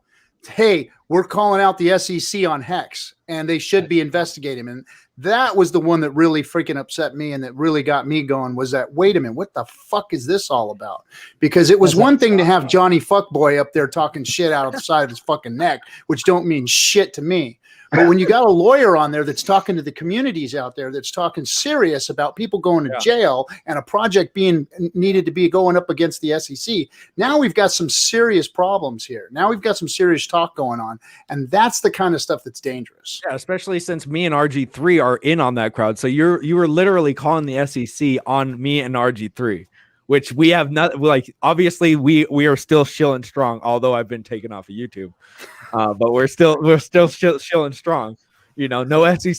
I haven't gotten any calls. Nothing. So you're not going to get the channel back? What's that, Dollar Cost? You're not going to get the channel back anymore? Or they told you for sure they completely suspended it. They said that they're going to keep it suspended. Yeah, YouTube hates crypto these days. Yeah. Well, it seems like they're just coming. Easy, we're live streaming. If you search Hex Crypto, then you'll see scam just every single one of them, especially videos like that. It kind of sucks when you're promoting something like that. And you got lawyers on your show. Yeah, fair enough. I mean, yeah, it is what it is, and everybody's entitled to their opinion. And to be honest, I'm really glad that we're having this chance to kind of hash out the discussion in front of people, right, and put our faces out here and talk about it, because there was a portion of me which was like, I made a point to never say anybody's specific name in any of the videos and stuff like that, because I'm like, I don't have anything against. Well, everybody knows who me and Hex are. Do you have any Hex? The crypto cultivate crypto guy? Have you got any? You got some now? Hold on a second, the dogs. Actually, I bought release the hounds. Release the hounds. Did you buy in? I bought $2,000 worth worth of Hex about a month ago. Yeah. Oh, there you go. Nice. Oh, so it's all water under bridge. But hey, look, I can sort of see both sides. I've been on your channel and I've obviously been watching Hexo since the beginning, and I can see where you guys are coming from, and I can see where there's a bit of controversy that's been created. And I guess there's no such thing as bad publicity, but Hexo does have a point around, some guys that may have listened to you as a you as a credible source, because I mean you're obviously smart guys, and Hex Jesus and Litecoin Moses know more about around the grounds in crypto, and you look at all the coins and stuff like that. So people take that advice seriously and go, well, even though they shouldn't, they should do their own research, because it's ultimately you have to be responsible for yourself and your own decisions. It's not you're not to blame for them not buying into Hex, but because they listen to you, and maybe that had an influence, and because some of that stuff was FUD as well, or start of FUD, or created doubts for people in their decision-making processes. Because and RG3 said this before as well. I mean, crypto is quite scary for a newcomer, and I'm a pretty newcomer, and I'm just lucky that I'm was in the right place at the right time when it came to Hex. But you got to bear that stuff in mind sometimes, eh? But like I said, it's water under the bridge now. I don't know. No, I definitely appreciate that, and I'm aware of that every day. I mean, here's the thing, right? Back in 2017, right, when everything was going crazy, Twitter was being Twitter, right? You get people like Tone Vase, Jimmy Song, all these guys, who are OGs in the space, and yeah, not everybody necessarily always gets along hunky-dory, right? And those guys, sometimes they got along in the past. I mean, Roger Ver, the first time I met him face-to-face, he introduced, us to Vitalik Buterin at a live event here in Tokyo, right? And those two guys, right, they maybe don't associate anymore, but I'm pretty sure they're probably still friends, and they probably still talk. So whatever, their coins do in the market, right? Some people like to join only on that coin as tribalistic. Some people, have both, right? And so everybody's going to have an opinion on whatever. But in 2017, basically everybody was just, it was hard to get straight information, right? And everybody has their own opinion, and not everybody, people's opinions do change over time. And in 2017, right, I had a hard time finding really legit, good, well thought out information. And I did have a filter, right?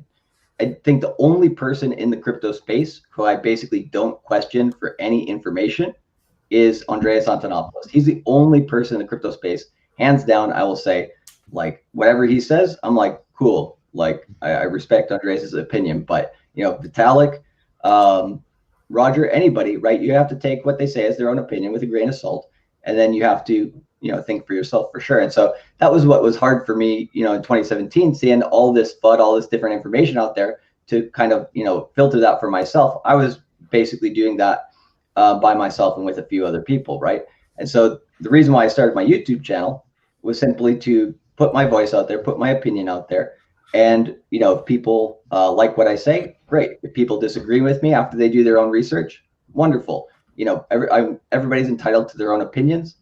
And, I'm just here to say what I see at the time, and I understand the weight of my words. And, I live with whatever consequences that may be. But, people change and people have different opinions over time. So, I'm here just to, like I said, I'm here to learn. I'm here to learn, other information. I've gotten other information from people in the Hex community who've reached out to me and been like, hey, bro, here's some extra information about Hex. Maybe you want to read up on this. I'm like, cool, man. Like, I'm not opposed to it, right? And so I try to be as open-minded with all cryptos as possible, because I know the book's not done on this game. We have a whole, there's a decade when Bitcoin was magic internet money. Now we're in the decade where Bitcoin is digital gold. And the next 10 years in crypto is going to be a hell of a ride. It is the Wild West, and it's going to be messy. But, I'm here to, figure out this as we go. And we're going to get, like we talked about a little bit earlier, right? Central bank digital currencies. The masses are going to be using those, and they're going to be learning how to use crypto or digital currency through those. And then they'll realize, oh shit, central bank digital currencies suck. And actually we want something that's decentralized that we can control. And to be honest, in my opinion, all crypto communities, it's like, gold and Bitcoin should be, basically everybody has a very similar libertarian type of ideals, right? Of, freedom of speech, freedom of sovereignty, all these things, freedom of money. we all share that same, those same ideals. And I think the whole crypto community sometimes just is a little bit too toxic, and needs to, by hiring lawyers to come on their show to prove another coin. Like that kind of toxicity, or calling a scam and putting out videos every other day, or backstabbing other crypto YouTubers and trying to that kind of toxicity. Is that what you mean? I did not talk about anybody on a personal level, right? At that time, I was only talking about the project in terms of how I understood it. So good to see you, Hexo. Got him out of his little box anyway. That's good. Yeah, I'm happy to be. I go out of my comfort zone. I'm not somebody who's gonna hide in my lonely corner of the internet and be like, hey, I'm safe in my bubble here. I'm willing to, talk with people, and sometimes the conversations that might be uncomfortable, and I'm okay with that. And, there might be some people, who follow me and be like, why the hell are you going on a stream where people are talking good things about Hex, right? And I'm not going to be able to please everybody all the time. We're wondering the same thing. Some of us are. Yeah, and that's fine, right? But like I said, I'm here to have a conversation. I'm here to open up a dialogue. There's some people who are going to be open to that. There's going to be some people who absolutely hate my guts, and but the personal level happened after you had me on your stream, bro. Like you had me on your stream and then you attacked us. Like you didn't say anything on your stream about any of the information that you were bringing to the table when I wasn't on your show. If you would have asked me any of those questions when we taught, or when you brought it up a week later, like I could have answered every single one, but you didn't want to. You wanted to make a video with your boy a week later and completely backstab the old Hexo. And it might not be a personal to you, but it was personal to me, because it was like, dude, this community is something that maybe you don't think, but like me and RG3 and Litecoin Moses, and all of you guys, like we've built this community. So it's like it is kind of a personal attack. Like Hex is complete, man. Hex is complete. So it is the rest that has to be done is just the community. Like everything else is done. Like the community is what drives it forward. And if you're hating on the community and you're saying we're a bunch of, not you, but if you're agreeing to the fact that we're a bunch of dummies, and you have somebody that's on your stream that says we're a bunch of dummies, and you have lawyers, you have videos that say it's your scam, and you have like tons of content provide hours of anti-hex stuff. And then you say, oh, well, it's just what I do. But it's like you don't have hours of content for XRP, I'm sure, of anti-XRP. Well, I talked about XRP, I think it's a subject that's, been talked about plenty. And so, hey, I understand exactly where you're coming from. And if you go back and watch the stream that we did together, the stream that me and you were talking, right? I think the first thing that I focused on was picking your brain, right? I was like, what is Hex, right? Because at that time, you've been in Hex for what, like 4 or 6 months at least since the project. It was probably like 2 months. Well, like I had started streaming. I had been in the project product for. I had known about it since the beginning, and probably for a year before that. But I honestly you have to study into something that just comes out. Like I didn't know, even on day one, I didn't know everything about Hex. Like I had to continue to learn, and I still continue to learn about Hex. Exactly. And that's what I'm basically talking about here as well. And so, in that first stream, I was genuinely curious and picking your brain and being like, what is this? And, some of the answers I got were like, okay, that's interesting. Some of the answers, I didn't, fully absorb at the time. I'm still, learning about the project for sure. And, it is what it is. I've said my piece on that. I did, coming on here, I'm like, okay, how's this gonna roll? I don't know. But I'm willing to have the conversation. Oh, come on, you knew. Well, I knew there was an answer for sure. But how much of the stream is it gonna take? Are we gonna be able to, kind of get it past that point and actually talk about crypto, which would be nice. But if not, then I understand that, No, drop some. Give us some crypto, mate. Give us some intel. What's going on? What are you seeing? Because we're all here to learn. I love the fucking Polkadot project. That's my favorite thing right now in crypto. Polkadot. Yep. I love a lot of the sub projects. Fucking the only one. Best meme project in the space is Chad Coin. Oh my god. At least it's not a fucking food. What's up, Gary? What's happening, guys? I noticed, I noticed people get berated, and we hear this back and forth about is it long term, because Hex is so opposite of a trading token, and we obviously know that we have this mathematical and this coded situation. And I was getting frustrated over the past week, not about myself, but about I'm seeing other guys that they make a stake and then whale pools and things like that. They say, how long are you, the staking thing, how long are you staked for? And they say things like 10 years. And then they get laughed at like hyenas by this pool of people that are supposedly people that advocate store of value, long-term, this is what an investment means versus a gamble. And that's what their narrative is. And it pisses me off when people make that same kind of blanket statement across the board on that Hex without ever investigating it as a coded finished product. And that's one of the frustrations that I saw Hexologists go through and other people advocating to say, just look at the code, audit it, get someone to look at it, look at the things that these store of value speculations, other coins may have 10 years of history, 5 years of history, 2 years of history.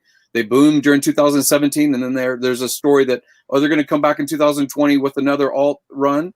I think a lot of that's bullshit. I think a ton of it is bullshit because it truly is not immutable except in a product like Hex.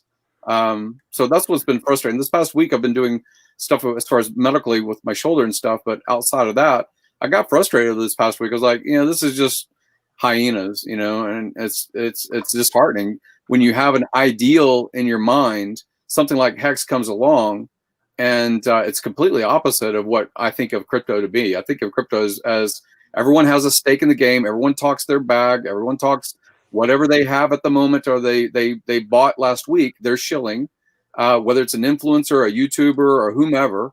And honestly, we do the same sort of thing. We have these programs. If we didn't have a single bit, it was interesting that Cultivate Crypto said just a moment ago that one of the few people that he trusts in the space might be Andreas Antonopoulos, right?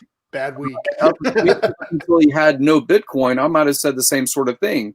However, he is flown around. He does live a life on the road as a digital nomad, being sponsored in the lifestyle that he wants to live, talking about a utopia of crypto, So in some ways you say, well, he's a sounding post, but is he really? I mean, everybody talks their bag, honestly. So the only thing I can trust is this code?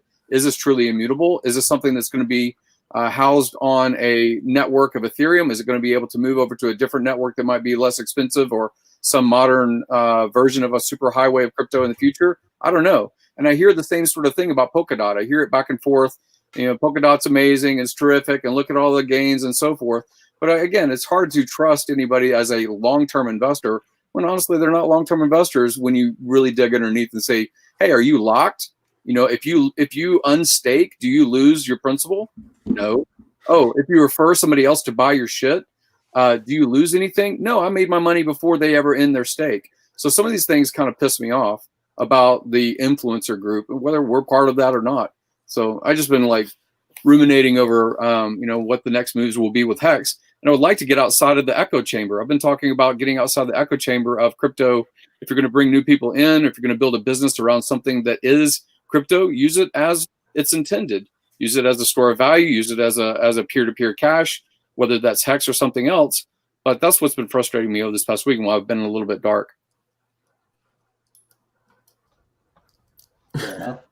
So I just want to add to that just for a second.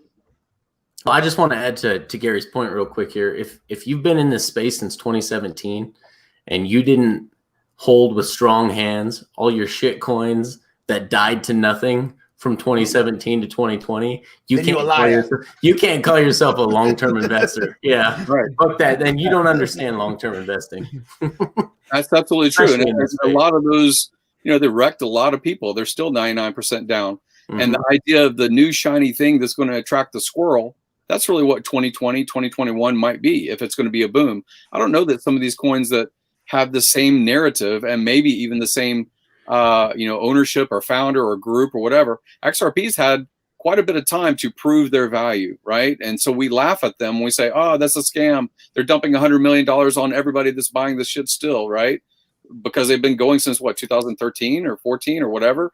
And we can we can easily be tribal and disparage other people for their foolishness because we feel so wizened and smart about the fact that we got wrecked too, right? A lot of us, 16, 17 or whatever. So I love what Hex is as a product, and I love what the community is trying to do. But I also get frustrated with the same kind of stonewalling and gatekeeping and stuff like that we see from players that have bigger bags of other things. Binance has a bigger bag of other things. They have a reason to be a centralized exchange and to not be part of the Uniswap system until they can dominate it, right? So we all have this, I don't know, this who's going to be a top predator in the African plain, right? Who's going to be top, and you want to be on that team. Yeah, we got a lot of people. We got a lot of people in the chat, and so it's kind of my job here on this show when I'm here on time and I'm not playing late coin. So like late coin in the corner there. But I spent a lot of time in here making sure that everyone knows that they're being addressed in the chat, and I got a lot of people asking this, and so I guess I'll just put it on my shoulders right now, Charlie. A lot of people would like that you ask that you delete the video. I don't know what your thoughts are on that, and I'd like to hear it, but it is definitely a common thread coming out of the chat right now. Yeah, I got you guys. I mean, simply put, it's not on my channel, it's on John's channel. And, you know, we're both autonomous individuals. We both have our own opinions. We both do what we do without, you know, I'm not like, hey man, like I'm going to go on, you know, a Hex show today. Like I, you know, didn't say anything about it. Right. I just said, I'm going to go on, you know, if I tell them anything, I'm like, I'm going on a show wherever we can't talk. And like, so we're our own individuals, and that happens to be on his channel. So I can't really, you know, I can say, hey, this is what the community requested, but it's up to him whether he's going to do that or not. For me, I make sure on my channel that I basically, you know, I try to stay as, what do you call it? Forget the word that I'm looking for exactly, but basically neutral. Objective. Yeah, objective is probably the best word for it. Or agnostic, I think is the word that I was looking for there with a lot of coins, because I do hate the tribalism that is in the crypto space. And whenever I go on Twitter, I'm just like, man, this is, you know, one of those things. So, you know, I'm not a perfect human being, and yeah, you know, that shit happens sometimes, but, you know, I make a point on my channel to be like, hey, we're looking at all the cryptos, you know, and there's money to be made in a lot of projects. And yeah, there's a lot of gray space. There's a lot of space that we don't know about, right? We're like, okay, how do we dig into this? How do we understand, okay, if we know X amount about this project, can we jump into it for 1 month, 3 months, 6 months, 1 year, 1 decade, right? Like, how confident are we in that project? And for like example, like Polkadot, just as I give an example, I see the potential there, but kind of like funding Jim was saying there, it's not a finished product, right? They don't have the interoperability that they claim yet. And you know, Gavin Wood, the guy who's behind that, the reason why I think it has so much potential is because that guy is extremely smart, right? He's very good at what he does. He made Solidity, which is the code behind Ethereum. And so I'm betting on that, the fact that maybe he can win. So I think what's different now that since you said that you bought some Hex, so what made it different now that you bought it than you gotta put some, 4 months ago that you said it was a scam? Because that means you're enabling the scam if you bought some. I bought it at the top and it's down, right? So like I'm not making money on it yet, right? But right. But the interesting thing is when you look at all other classes of assets, if you say I own a building in New York and I own property in San Francisco and I own property in Florida, or someone else does, you don't shit talk the other thing that isn't built because you're part of that sector of real estate. You don't shit talk. You don't really shit talk gold and silver if you're in the metal space. You know, what gets frustrating is things that are unbuilt, that whether they deserve to be considered an asset or not when it's unbuilt, I don't know. Is it an asset if it's unbuilt? If it's a promise to do something, is it really worth the valuation that gets put into it? Because, you know, that's the frustrating thing, is the tribalism in this asset class is unlike any other asset class. If you build a business and you say, hey, I'm going to start a car wash business, and this guy over here, he's going to start a deli, you don't shit talk the fucking deli. I mean, they're small businesses. So it's a weird environment where your bag you think goes up because you're promoting your bag and you're showing the advantages of your bag, but you also want to shit talk other things that have completely different value systems, different structures, different code, different leadership, different stages of completion.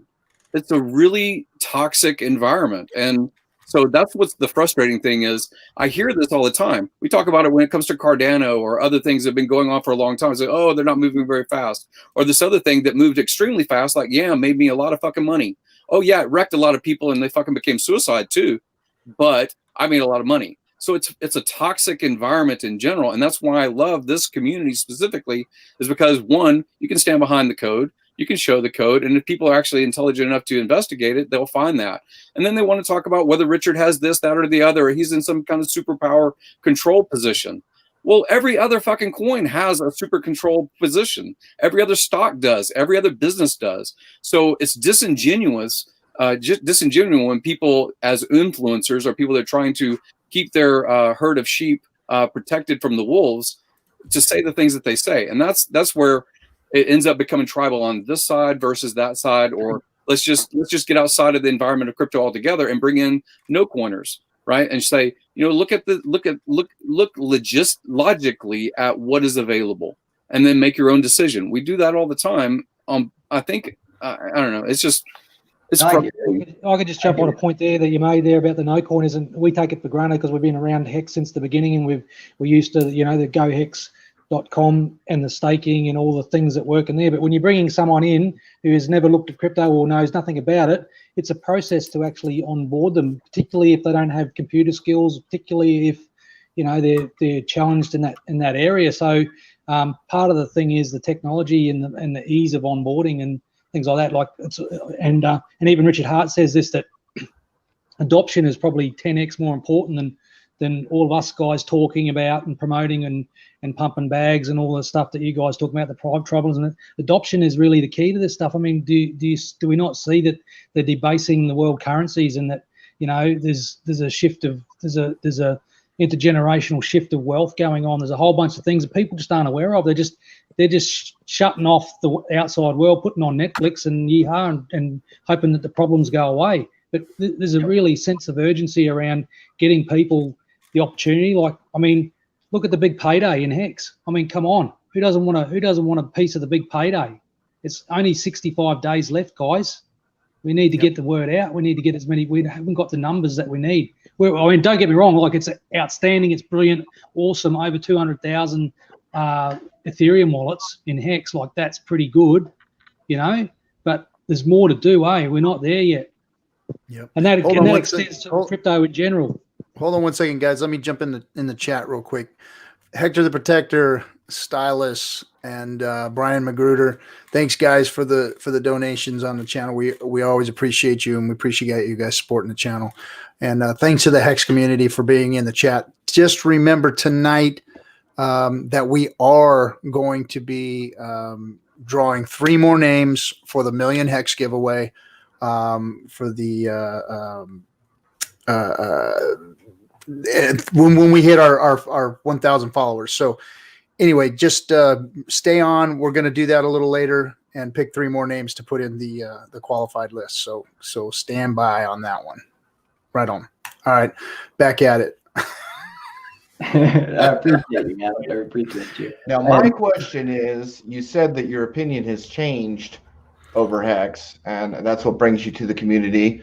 Perhaps you can express how your opinion has changed and what you've learned. No, wait. Let me preface that by that's not what brought him to the community here today.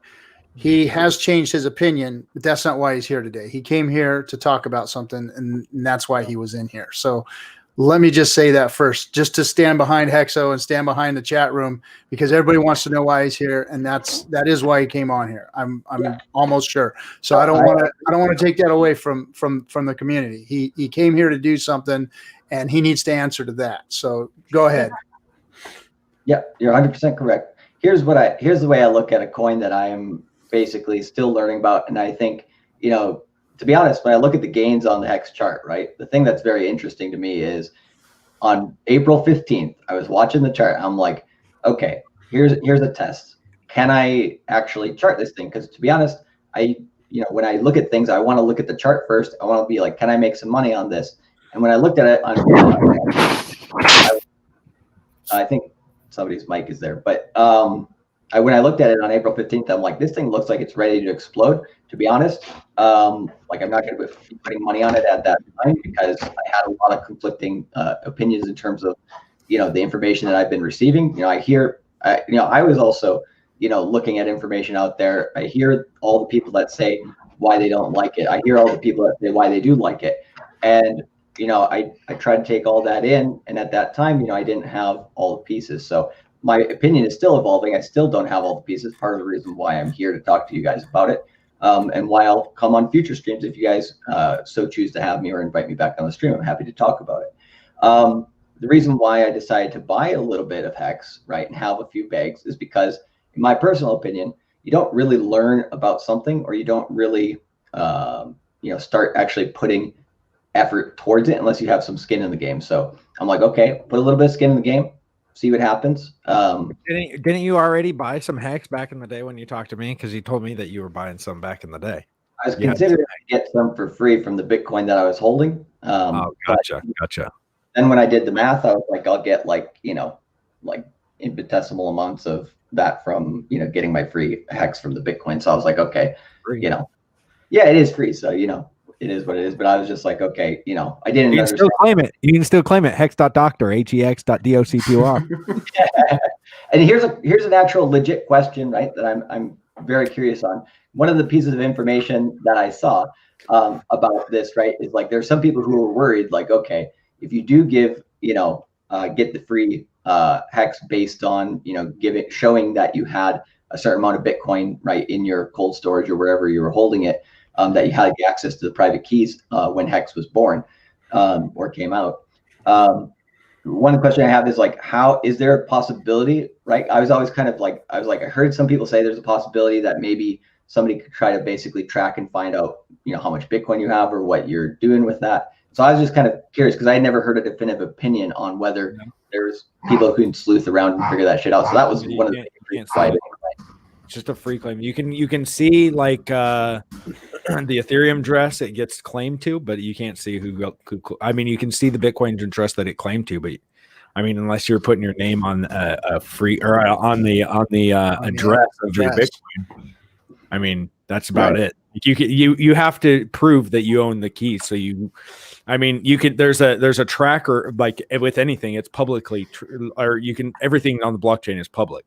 So there's obvious, it's like, so when you free claim it, it's going to send some Hex to your MetaMask wallet, which is and it's going to show that this Bitcoin free claimed it. But I'm not exactly sure where it would show that. There's a tracker that we have that shows like big amounts, like over actually I think it's any amount. You can track it, but I mean, I don't know. You actually, that's with anything, really. I mean, that you can do that with anything. It's just a matter of like, there was actually an air gap in that. There is an air gap in the claim.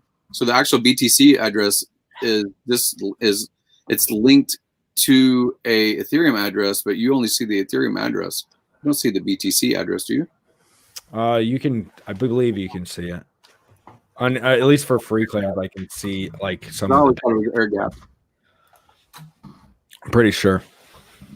Hey, thanks, Steph. Steph just dropped a Ninja Guinea on us. Appreciate you, bro. Nice job. What's up, Steph?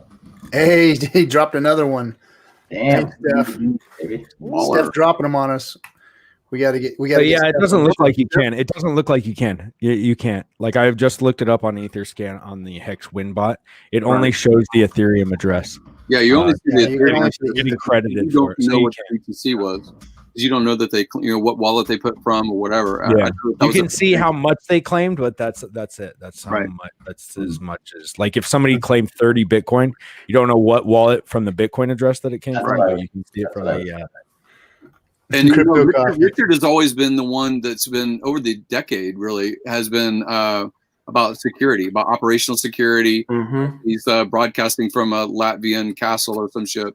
So, dude, even to stream onto here, he gets like a VPN that goes into the streams on top of a VPN just to stream with us. Yeah, like he's keeping himself. He will not share his screen one iota.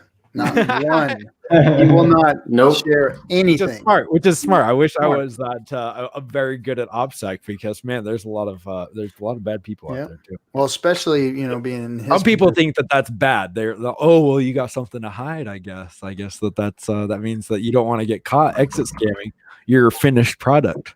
Well, it's interesting because RG3 comments a lot over the past few weeks about his Venmo is more private. My Venmo is more private. So I love a lot of things about crypto, about the transparency, but you cannot operate a real business that way. I can't operate my business like that. If I'd be dead in the water. I couldn't. Well, we have Hexnado. We have Hexnado now, guys. You can. It's just like Tornado.cash. You can. You can get some squeaky clean Hex without. Well, I've been basically onboarding regular people that pay me in dollar to pay me in Hex, and I'm the conduit, but I'm the one that's also holding the Hex and get the benefit from it. I'll take the volatility risk, but they're getting a deal because it's cheaper than their dollar amount. And they're getting familiar with the fact that Hex exists because I compel them to get that discount to buy Hex and then pay me, So, hey, Crypto Coffee sounds like he's on a bong rip right now. He says, "Here's to having an open mind." He dropped us a diamond. Cultivate crypto, fuck the world. So he's on a Friday night bong rip, right on coffee, and then lights out. DS just keeps getting better and better. Thanks for the diamond, bro. Appreciate you. I gotta stop having friends of mine talk to each other. God damn it, dude. I get the same thing, bro. I just gotta stop. Like, oh my god, man. No, this was a good thing. It was so nice to see Hexo finally come on our show. I had to put some red meat in here to get him to come hang out with us because he was so. How you guys get me on here? He was so mad. He had to come on. The clickbait. That's awesome. I'm not kidding when I say this stuff really hurts my soul a little bit. Well, because it's like I'm just sitting here like the little kid in the corner right there, just looking at everyone trying to get each other. What did I do? Why are you fighting? And I'm just sitting here laughing my ass off. Like you do. I get the same thing. A lot of people who I tend to have friends in a lot of different groups with a lot of different opinions. I tend to be open to talking with people that maybe other people would always stay away from, right? And I always believe, having that ability is more of an asset than a liability. Yeah, it gets you in some awkward situations, but at the same time, it allows you to understand more of what's going on, because I do believe the more that we can be literate, the more that we can understand about projects. That maybe at the beginning we might not agree with, but maybe we put some money down on it, or we try to figure it out, and maybe we come around to it. Maybe we don't. But at the end of the day, we try to have a nuanced opinion. We're not, look, cultivate. Well, all of us are more alike than we are different when it comes. Exactly, I agree with you. What happens is we uncover those little differences and we get all butthurt about them and we start fucking with each other. That's life. That's pure. That's human nature. That's how it works. Because all of us really want more of the same. And when it comes to crypto, we all have the same. When we all sit down individually and we talk about crypto and what we want in a crypto and what we want crypto to do and what we want crypto to be and what we wish it was more like and the things that we dislike, we all end up agreeing on that is what happens. It's all this little tit for tat, stupid, he's a fucker, no, he's a fucker, and that kind of shit that just makes it stupid. And that's what happens. And then, of course, all the scams in the middle of it all. Mm-hmm. You got people out there that are greedy, that are wrecking people, that have used this space because it's so damn easy. It is so fucking easy to go and wreck people out there. And, a lot of people are hurt from that. A lot of people have gotten hurt. A lot of people have seen other people getting hurt. A lot of people are tired of seeing people getting hurt. Like Hexologist, he's spent his whole time working on the Hex project and working on building this community because of how passionate he is about what Hex is doing to crypto. That's what he's done. And that's why he gets butthurt over stuff when people step on that, on the hard work that he's done, and you can't blame anybody for that, because we're all really trying to I literally do an hour and a half stream every day. And so when I see people saying Hex is a scam, it's like, bro, he did that, man. It's like 20 days of work that I've got to put it more in. I'm like, damn. There's another stream from the freaking hospital waiting room. I've got to go over the video. I've got to come. Okay, guys. Well, this is what they said. That doesn't seem, like I have to do my own. Like it's just easier when people are like, okay, yeah. It makes sense. Like but so I have to give you props, man. I haven't got to talk to you on stream since you had your baby, but I just want to tell you, congratulations, first of all, brother. And you're a fucking legend, because my wife would have divorced my ass and kicked my ass out of the room if I would have done a stream from the fucking delivery room. He did a stream from the delivery room, man. That was freaking awesome. You can't take one day off. You can't take one day off. No, you can't. Hardest working man in crypto. I don't care. I'll put Hexo up against anybody in crypto. Yep. He literally is the hardest working guy in crypto. Inside the community, there's a high percentage of people that have also not just veteran because they were 16, 15, 14. They've seen cycles and things like that inside of crypto. There's a high percentage of people that have a lot of experience in crypto here. But there's also a very high percentage of ex-military. And that ex-military kind of band of brother kind of thing, you see someone go through boot camp and you're like, hey, this is what you should do, even if you're in a different force, a different service. And there's a little bit of shit talking between crypto. So, okay, that's your product, that's your branch, right? You're still in the fight. You still want good things to come from the development of the ecosystem of crypto, right? So I don't like the maximalism side because I think you do overlook those other opportunities, and maybe there is value. But what really pisses off, I think, inside this community more, because there is a high ex-military situation here, is stolen valor. People that do basically imposter shit. You're like, that doesn't stand for any of the principles of crypto. That doesn't do anything whatsoever. And when you call it out, you see the pushback. You see the pushback from other people that are making money off of this stolen kind of valor situation in crypto. I think Steph must be hitting a few hitting a bottle or something. He's dropped another 2 Ninja Guineas on us. 6 Ninja Guineas. He's a Discourse Syndicate pirate. I think he's training the. He's tipping some back tonight, celebrating. Right on, Steph. Thanks, bro. Kinetic, you were going to say something? You No, I was just saying, man, he's draining the Tron blockchain, man. It's all in this stream right now. Never seen 6 Ninja Guineas in one. Oh, you didn't go on Hexo show the other day. No, I didn't see you guys battling it out. Dude, they were dropping ninjets on me. I got like ninjets. RG3 hit me with ninjets, bro. I was like, there's just a whole party in there the whole time. It was great. It was freaking Hex toys, man. He wouldn't stop. He just kept fighting me. We just kept going back and forth. But you deserve every freaking jet, bro. That's for damn sure. You deserve it all. Hey, another Ninja Guinea dropped another one on us. And Brian, Steph is celebrating the Staker app. Maybe he's celebrating, guys. Maybe something's ready to roll. Gotta check my Discord real quick. Yeah, check the Discord. See if he's dropping some drunk info on there or something. So right, some champagne info. I'll tell you what, guys. That alpha app is tits. This is gonna onboard. I was the first Android guy, and Johnny, you can fucking come on and argue all you want, but I was the first fucking Android guy to get my stake and claim it and get it done off of the Staker app. So he tried to argue with me on Discord about it, and I said, well, I reported it first, so he couldn't get his to work at first and mine went. He's not here to defend himself. That's right.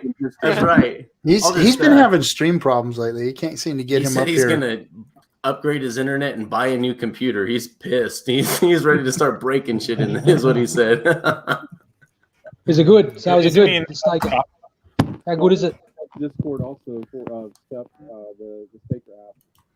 You got muffled. You dropped your mic or something. Bud. You dropped your mic or something. Yeah, you're covering up the mic or something. Can you hear me now? Yeah. Yeah. So I haven't done that on the Android. I know it's on Android at the moment, but can you comment again, without premature release of information, what do you think is interesting about the Staker app? It's seamless. It's going to be a no coiner's dream. It is.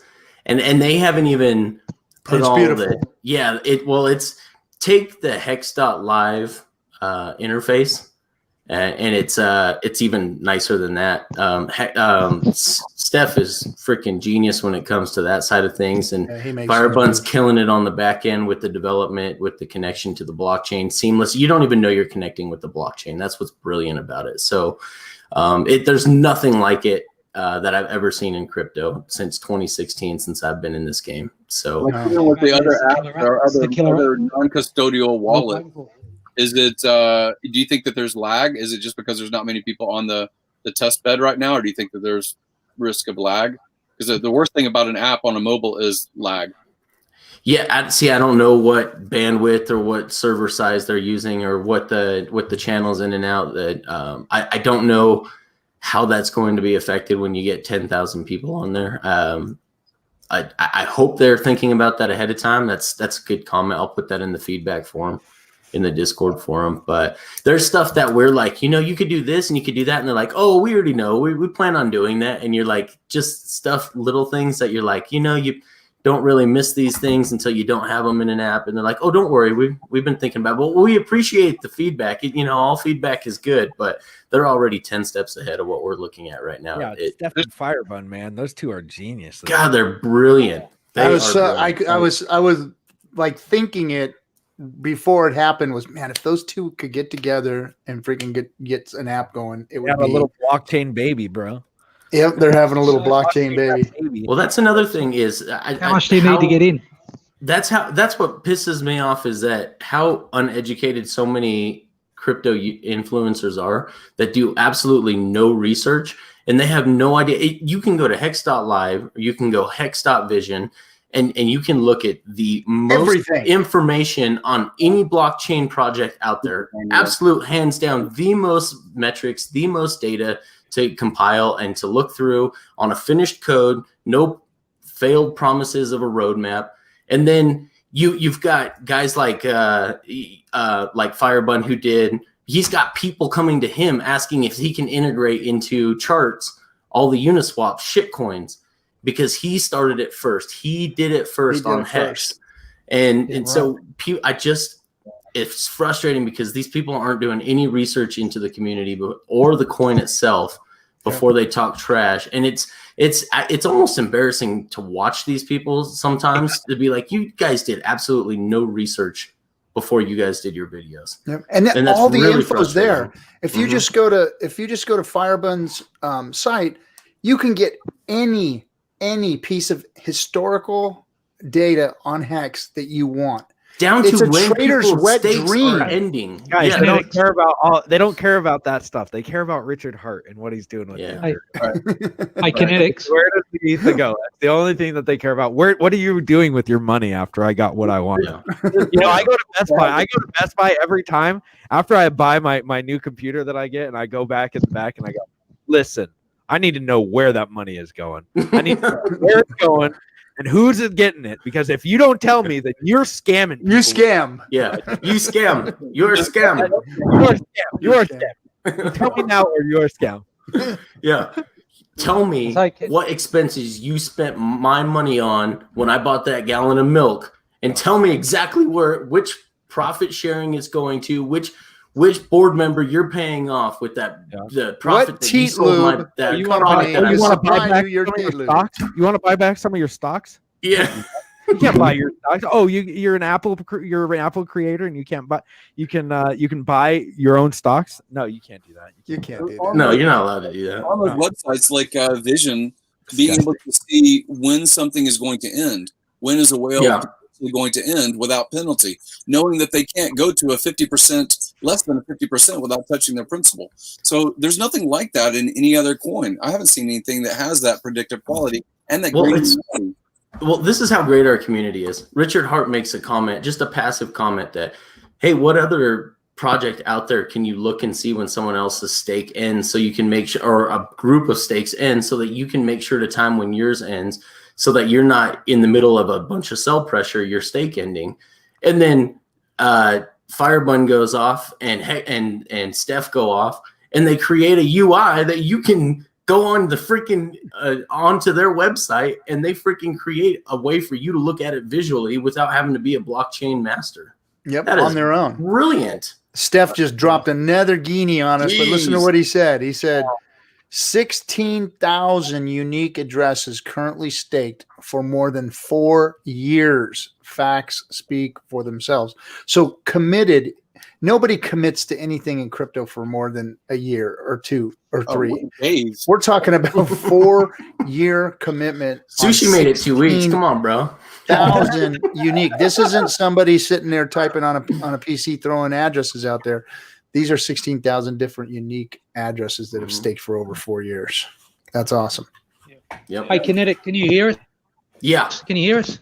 Can I ask Yes, a quick question on that staker app? So how you going, by the way? But how do you reckon that that staker app's going to go? Like you said, it's a no coiners dream. So just say you've got like small, like little fish, like $1,000 here, there, or $500 here, there.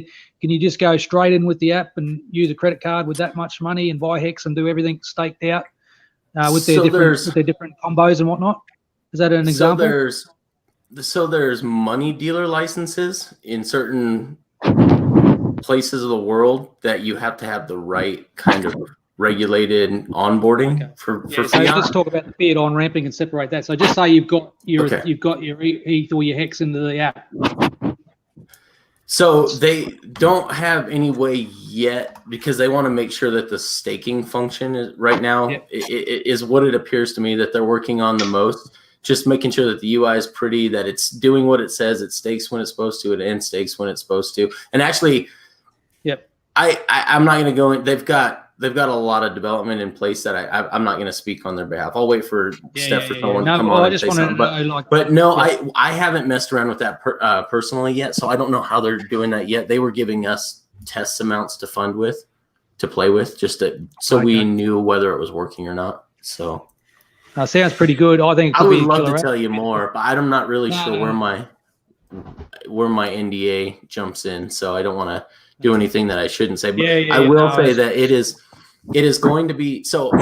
As most of you guys on the stream know, I am in the actual finance world, the real legacy finance world, and I deal specifically with the time value of money. I've got some very wealthy clients that they understand the idea of a laddering of a CD ladder, essentially the exact same thing that you do when you ladder out your stakes with Hex. I also happen to show people how to take advantage of tax benefits using life insurance as vehicles. And there is no other financial product out there that will teach you more about the time value of money than a life insurance product, especially if overfunded correctly. And I will tell you right now, there is no project like Hex out there that real wealthy individuals can relate to if you put it in their terms. So I think Hex, when it gets the right eyeballs that it's supposed to be, that it gets in front of the right people, you're going to see behind the scenes this being used as an actual financial product between institutions. You will see, because it is the time value of money as it's intended. And you can easily themselves. Hey, Richie, thanks for dropping the diamond, bro. Richie, hey, Richie, you can use lemons, bro. Try doing some transactions in lemons. Maybe that's a way you can move some shit around. I don't know, man. some of those weed gains, bro. You can get some freaking lemons, flowing back and forth. I wish I'd been on Wednesday. Richie, telegram me. So there is a bank in Telluride that is allowing deposits from these dispensaries. They're just not FDIC. They are not insured. They're not federally insured FDIC. Yeah. But they are integrating into the banking markets, and they will allow you to have accounts. But the downside is I don't know what part of Colorado you're in. That's an hour and a half from me. And it's a very, very wealthy Denver area. Town. Okay, so you've got a long ways to drive to get there. You're a 6-hour drive from 7-hour drive from Denver. with those freaking trash bags full of cash. Yeah, exactly.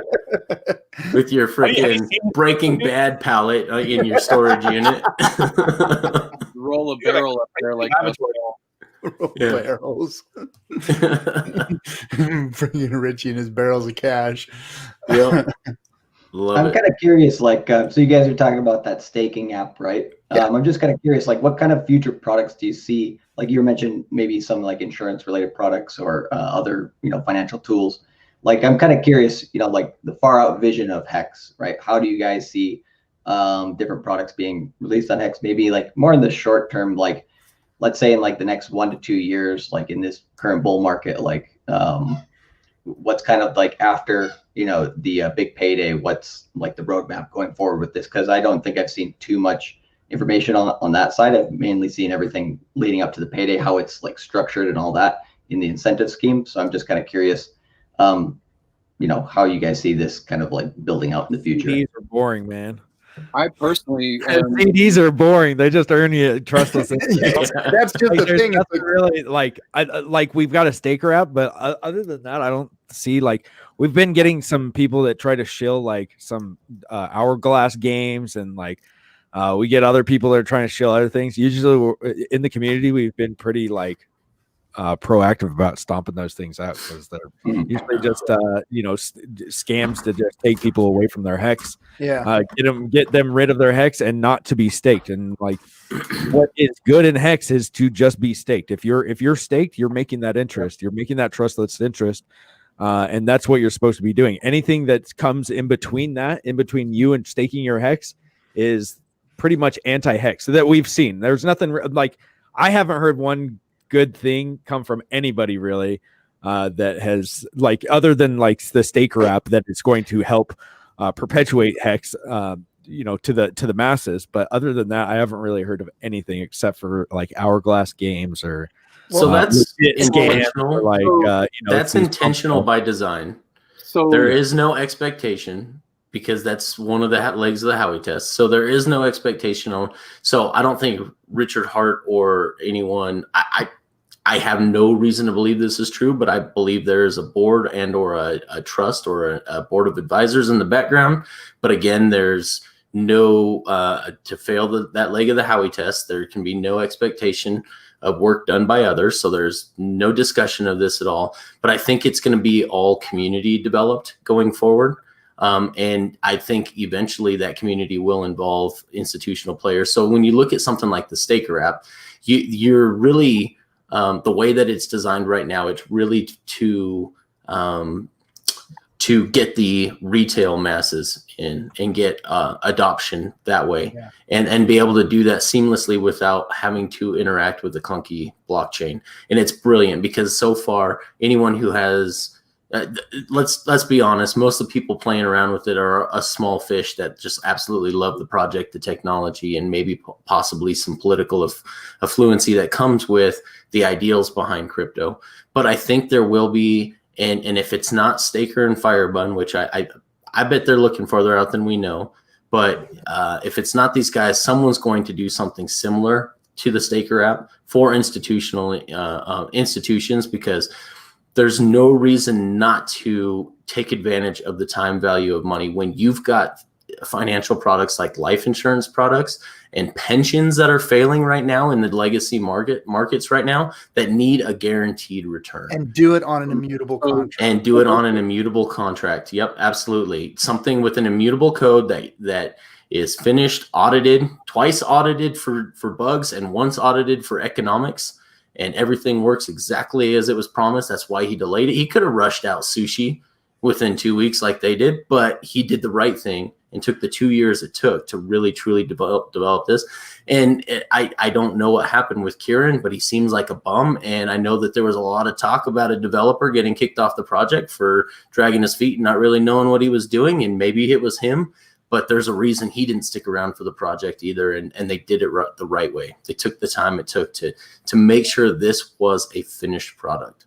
Well, as we go into the devolvement of finance in other ways across the world, as far as the United States and our economics as they're changing and stuff, the time value of money, most people, most speculators inside the crypto market and most gamer, I need my quick dopamine hit of how much did I make today off of something.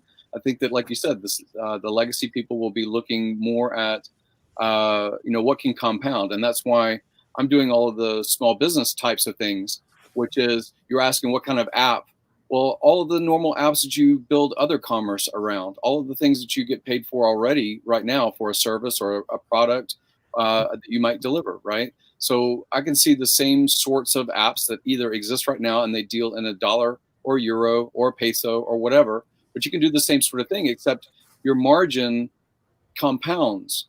And it's different with HEX because you do have the ability to say, I'm going to ladder my margin over time, and it will compound to make me in an advantage position versus other people selling similar services or similar products that aren't transacting or staking HEX. So I have certain overhead that I have to pay for as far as the base cost of a product or rents or mortgage that has to be paid right now in fiat, but that margin of that spread, I can decide I'm going to put that into HEX and I can ladder it over 10 years or 15 years. And that compounding effect, just like anything else, compounding is more powerful. And people really don't realize that unless they are already involved in understanding time value of money. Gotcha. Steph said the goal is to abstract away crypto infrastructure, gas fees, MetaMask, etc. So they're working deep. Also, and he dropped another ninja. Thanks, bro. There's been some talk. I don't know if this is going to happen, so don't have any expectations for the HEX community. But maybe margin trading that's built on top of HEX. There's been some talk. There could be some margin trading that is built on top of HEX. That could be, which in HEX, do you really care about us? The staker class, the people that actually stake, which I don't, I'm saying us. I don't know how many of you guys have it liquid, but like me, I don't really mind it, except for people trying to get wrecked. Like I just hope the haters get wrecked really quick, and then goes.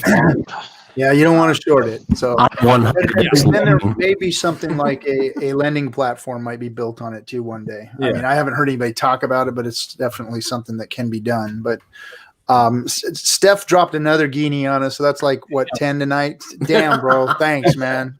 Appreciate you. But he said the current HEX. This is another little cool fact. I think he's putting this on for Cultivate. He said current HEX roadmap, $150 million in HEX are locked for 4 years. So that 4 year of the unique address, we have $150 million. It's locked up in there for 4 years. Nice. Yeah, I mean, I think it makes sense. Like, that's a big probably bag, more it's people. a lot of commitment. Damn. Thanks for all the subscription, guys. Appreciate you guys. What were you saying? Cultivate crypto? I couldn't hear. Like there's no. I get what you're saying. Basically, with most the main use case is the use case that already exists, which is basically to stake, earn interest, hold it. But it is also interesting to see, like you guys are talking about, like these other possibilities, and like it might not be for the core people who got in at the ground floor. But like, there's always going to be opportunities for people who come in later, right? And so that's kind of the interesting thing for me in any project. It's like, if it only is it advantageous for the people who get in at the very beginning, then there's going to be a lot of people in the crypto community who aren't going to be able to take advantage of it or able to benefit from it, basically. So I think these types of things, different projects that come out on it, will be interesting to watch. Yeah, HEX's best days are yet to come. I can. There's definitely a long-term value proposition and better days. That's for sure. Yeah. Well, the movement of the staker pool, the size of the staker pool, and the participants in the staker pool change your interest rate. And unlike a normal CD, you may say, "Oh, I'm going to lock up my money for a year or 5 years with this particular bank. It's FDIC insured and blah blah blah." But you have a fixed rate. There's nothing that changes what your ROI would be. But your staking, your participation in the length of time that you're deciding to stake over a ladder completely changes what your ROI would be. So it's very powerful. And the share rate, compounding share rate as well, like the fact that compounds on a linear scale, not an exponential like that. When you look at it on hex.info.io, it looks like it's going exponential, like a J curve, but it's actually not. If you zoom out, it's actually going in a linear fashion, like the T share rate that you see on the gohex.com at the moment, the new one with the pink dots. Yep.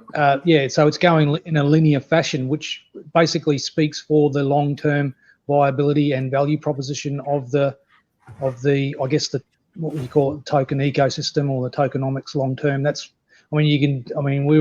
think all you guys in this might be preaching to the choir, but we can all see it. We're all sort of, you can see the value there, and you can see the long-term viability of it. And that's just as an observer. And I'm fairly green when it comes to crypto. I've only sort of got in early on Hex, and that's about it. I haven't done any other stuff. So all that stuff you talk about 2017, that's all ancient history. That means nothing to me. Fucker. Lucky fucking you, man. Yes, yeah. So, I had to fail many times since 2016 to get to this point. Dude, I was a Bitcoin maxi, man. I was like one of these guys that told, like, it was like, dude, Ethereum, like laughing at my brother. You think Ethereum is going to the moon, bro? And all of them went up, and then all of them crashed back down. And I'm like, wait a second. These Bitcoin guys, they got me. I thought this stuff was supposed to be able to be transacted privately. They lied to me. And then I got really into it, in 2017, like 2018, 2019, like, watching Tone Vay's videos, getting that. Really? By the way, no. So it's, the code is the code. Oh my god! Oh yeah, Tone Beige. Oh my god! I gotta have a little bit of a. You got a sock puppet. Have you seen this funny, Jim? Oh, that's funny. That's crazy. I did not see that. I knew that your wife was pregnant, but I didn't know that you had. Oh, send that one back. I think you got switched to birth. My hair. He's a muppet. He actually looks better than Tone. I know. Is anybody that galvanizes the crypto community? Steph is definitely freaking drinking champagne because he dropped another 2 Ninja Guineas on. He said the opportunity for new hexagons to stake longer than others and get rewarded accordingly. And then and he winked. So that's maybe something going on in the app. There was the a wink. Opportunity for new hexagons. And then he said, stake longer than others and get rewarded accordingly. So it's not just because every year is a 20% bonus. Yeah, that's true. It's not just the commitment game. It's not just the code and the project and all the brilliant design behind the shares. Like anyone could have just made a staking that, hey, the inflation of the coin inflates by this much every year, but Richard and his team put together the whole share system, which is just genius all in itself. Once you dig into that's a whole nother 10-hour show. That's a whole nother 10-hour show. Yeah. So other than just the actual tokenomics behind the Hex coin itself, I think what really drew me to what really made me want to get involved with being on the streams and talking with you guys is we have some of the most motivated of the 20,000 people in Telegram. So many of them are business people, entrepreneurs, investors, have wealth outside of crypto.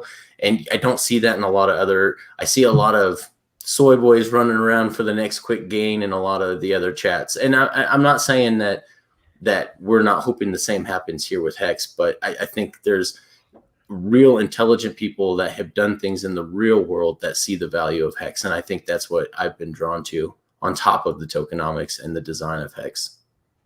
Yeah, and that's kind of the thing in crypto, right? It's really hard to find people in the real world, right, that you can collaborate with, because it's like we generally find each other online, and it's hard to really know, okay, how, you can read a person all you want, but to really know, okay, what's this person's background? Do they get it? What are they in this for the long-term game, the short-term gain?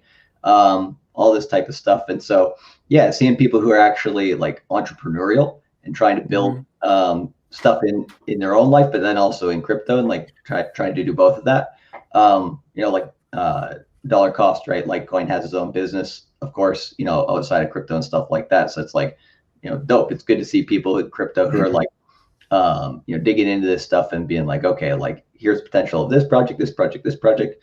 I'm really comfortable with understanding these core projects, but here's some that I'm kind of learning about, and then here's on the fringe that maybe I'm it's kind of a coin flip, is it a good coin, is it not? So definitely seeing people being open-minded and then coming in and being oh damn, I can actually use this thing for what its intended use case is, and then it actually rewards people, and then it stays around for multiple bull markets. That's kind of the true test. And we can't really know those things until time passes, right? Which stuff will survive. And we see yam and sushi and fucking hot dog out here, dying within weeks, right? Yeah. And that's the part of the DeFi space that's just dirty to see what Chef Nomi did and stuff like that. It's just like, yeah, that's like, I think what all people in crypto can kind of get around and be like, yeah, we want to weed that shit out of the space as much as possible, but it is still the Wild West, so we're going to get that no matter what. Damn, Steph. Thanks. Funny Another that, like Binance throws, like, to go on with the yams and what was the sushi. It's funny how Binance just lists them immediately, but then heck, it gets gate kept on every single level to where it's just like, why? Like it seems almost a personal level at this point where it's just like, what is going on? What, I don't understand why they actually gatekeep Hex. Like, I get it that, well, and hopefully, I hope, and maybe Cultivate Crypto, maybe he didn't intend to do this, but like the scam videos, I hope that they continue to come out until after the big payday at this point, because it's like, it's rewarding the true believers, the guys that actually listened and did their own research. They're going to be the ones that get rewarded and are the new whales of the system, of the crypto, or of the Hex coin. And then after the big payday, these guys are going to have to buy up, our bags that are now 3 times or 2.5 times higher, just because they're going to continue to see. And we might, if we just go, level for the next 10 years, we're still making money off of that because we're still making that trustless interest. If I'm staked for 10 years, I'm going to be making a whole bunch of Hex off of that. I'm on some of my stakes. I have 100,000 Hex staked for 15 years. I make almost 150 Hex a day off of just that 100,000, and that's going for 15 years. And that's without like the penalties, and that's the share rate is just, or the share price is just going to continue to climb. So I'm going to get even more and more and more. So yeah, if Cultivate Crypto, if you check the layman's guide, man, look at the share rate, and like if you gotta really like, yeah, I got all links. It's awesome. It's really is awesome to once you get down into it, you're like, wow, this thing.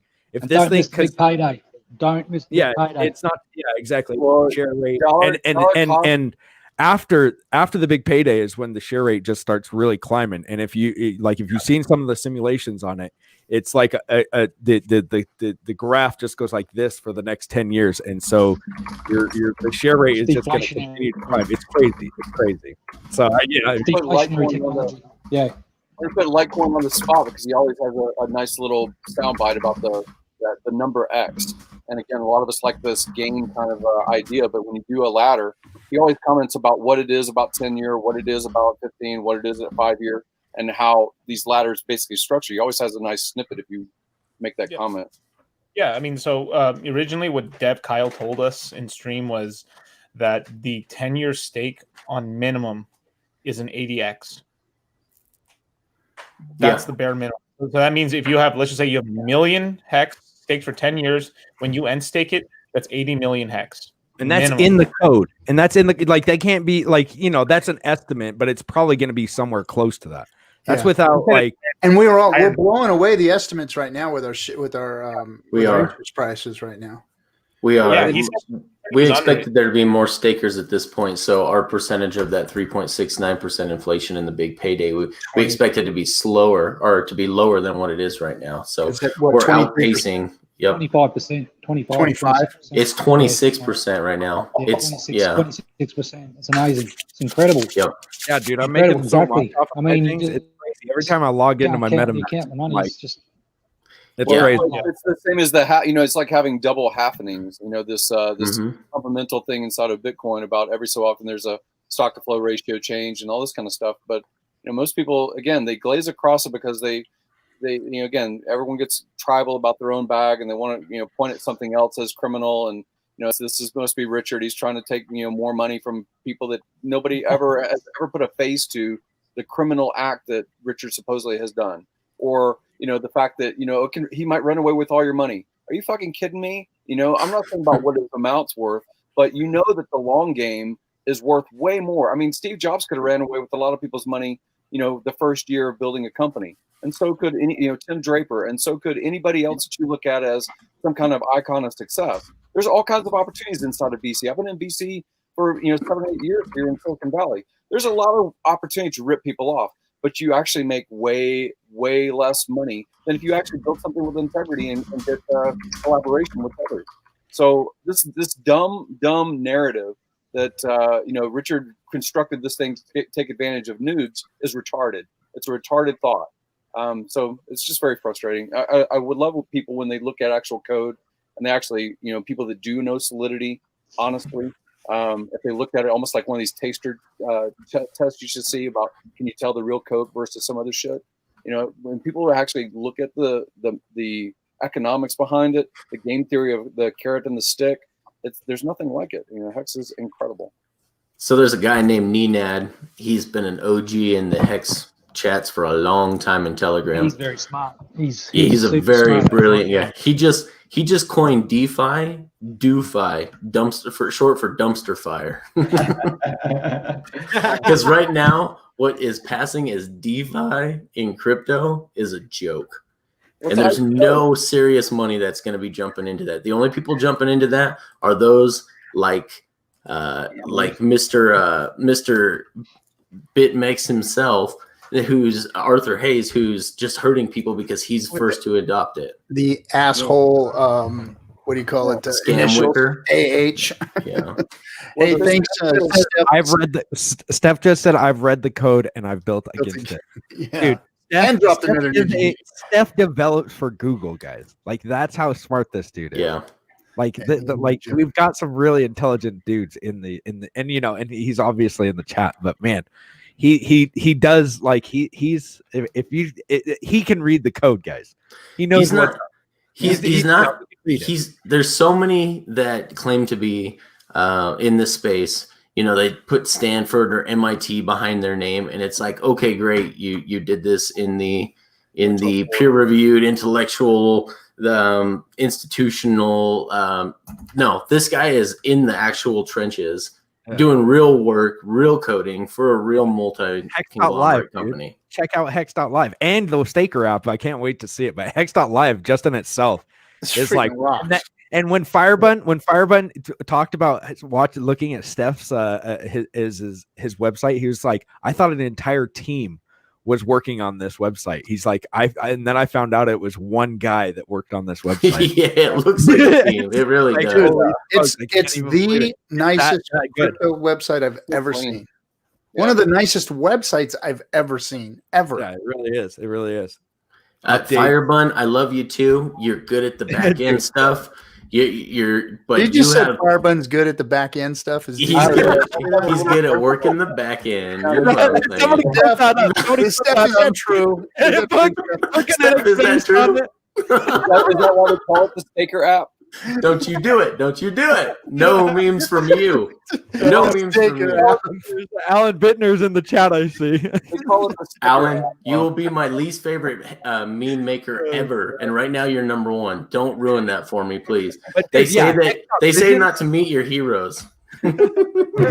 Where the fuck is Mousetrip? Did we lose Mousetrip? Yeah.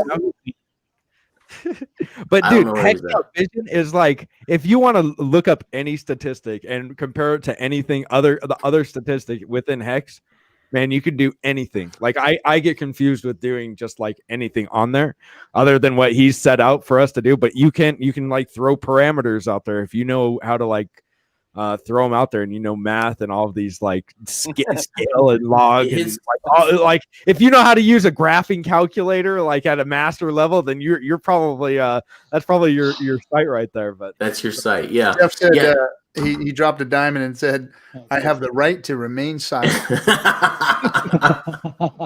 How very French of you. Oh yeah.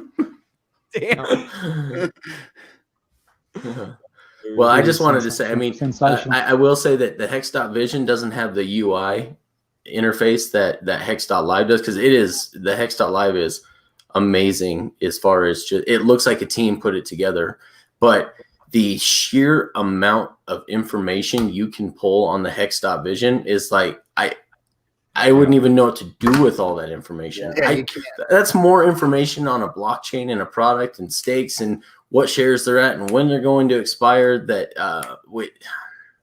I don't know calculus fire button, and I don't think a lot of people do, other than you. But it really, it's a trader's wet dream for somebody who really knows how to work those metrics and do TA.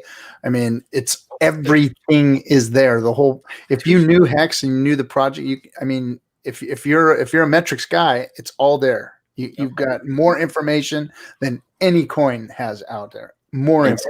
And Steph, that's one thing that definitely gets people's attention. I think the thing that first got my attention on Hex, right, was or it got my like undivided attention was when it was pumping during the Corona crash, when everything else was going down. This thing was up 40%. I was like, what the hell is this voodoo?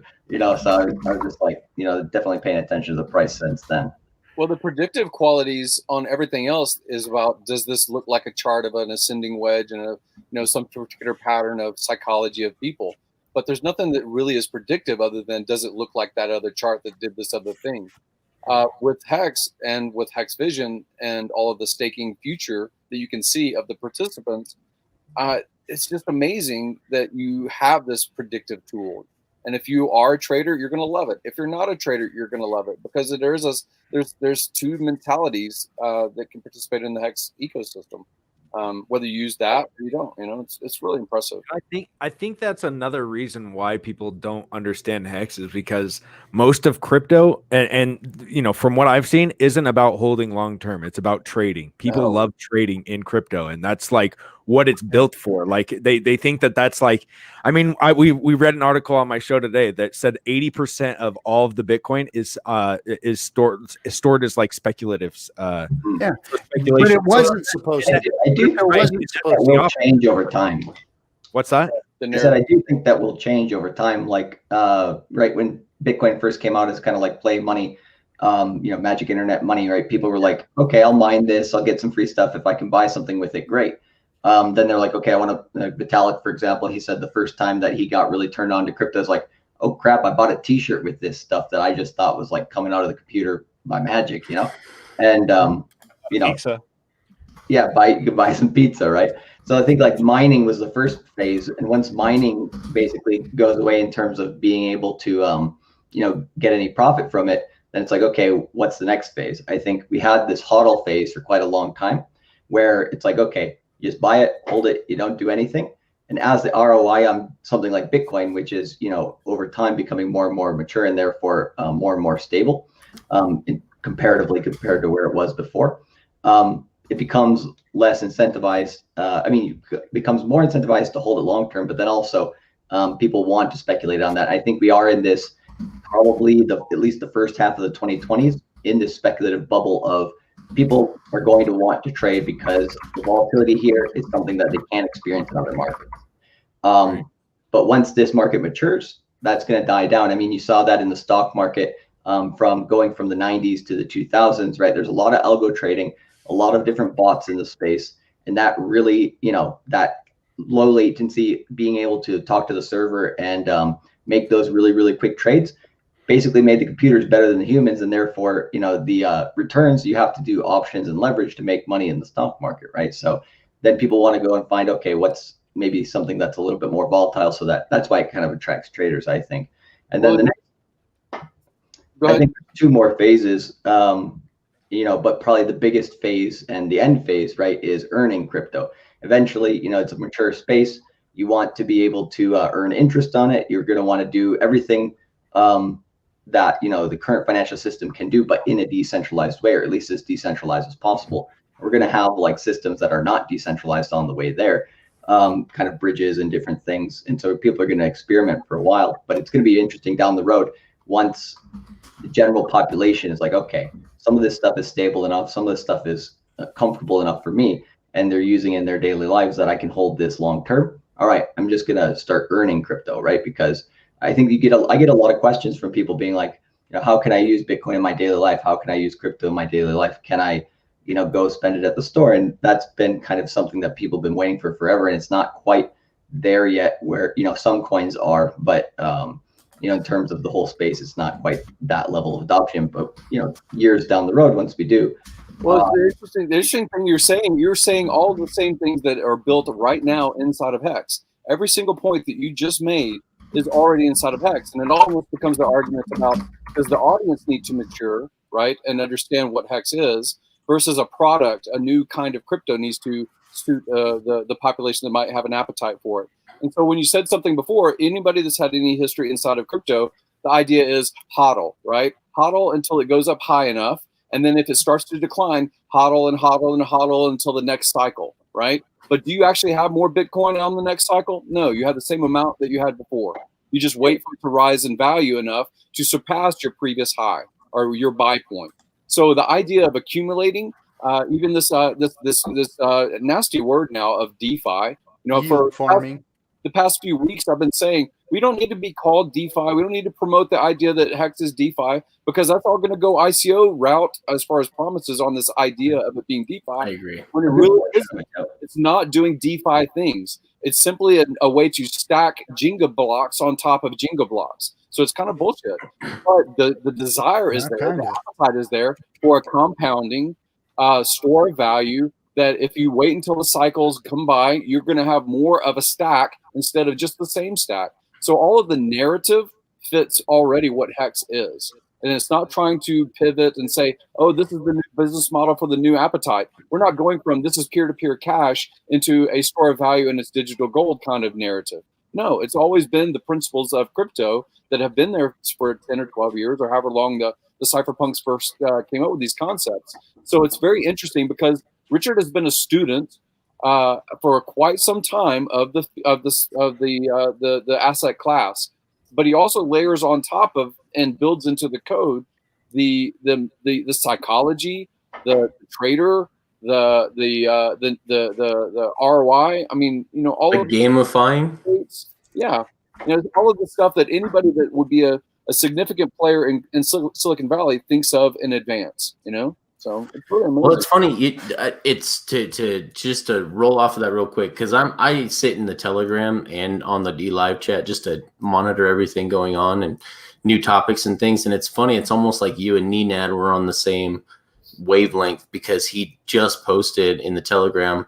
Though it is ironic that HEX and Uniswap started the whole DeFi hype, but crypto suckers prefer to dump millions into rotten food coins and Japanese culinary remakes of amdexes. It's hilarious to me. It's so true. And whether people are willing in the space to give credit or not, I'm sorry. Starting December, so Uniswap released in August, but it didn't get big until after HEX released and started and became the largest liquidity pool on Uniswap in January. And that's when everything popped off. So I don't care what anyone says, HEX is the original DeFi movement. Well, I think that so we've talked about this on my show quite a few times. It's that these big exchanges are the ones putting out some of these DeFi products and labeling them as DeFi, and then they crash them in a couple of days to get a bunch of people wrecked to say, oh, look, guys, you don't want to mess with the DeFi stuff or that Uniswap. Look how disgusting that is. Look how many people got wrecked. And then it turns into this ICO. They'll do it. They'll have a couple of waves of it. I don't think it's done yet. I think that it'll continue for probably the rest of the year. Oh, yeah. And then nobody, when you even somebody said ICO, I think it was Funding Jim.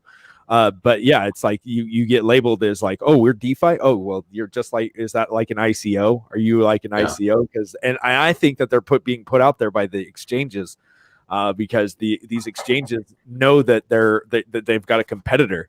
And they've got millions of dollars to be competed. If you're the banks, like we say in HEX, is like the new or the exchanges are the new banks, and the banks aren't just gonna roll over and die with when Bitcoin came around. They're gonna play and they're gonna do everything they can to screw everybody over to get that Bitcoin themselves, and then they'll promote it, which is what I think that they're doing now. That's why you see like Peter McCormick's and these Bitcoin guys that are paid shills that are just promoting Bitcoin.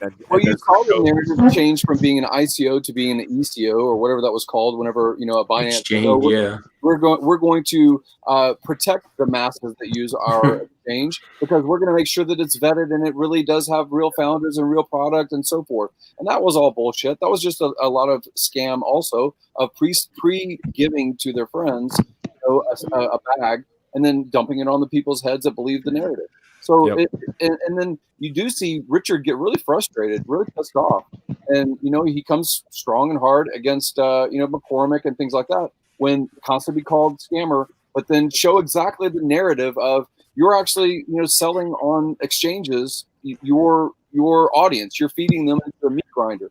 Whenever you have a Bybit link that says you're going to make $90 off of signing up for Bybit, I mean, you're feeding people into a meat grinder, and it's dishonest, it's disgusting, and you actually see a real product that goes against those things, but goes along. It aligns with the principles of what crypto as a replacement to fiat or a replacement to pirate banking and things like that. It's why you get passionate in this particular community.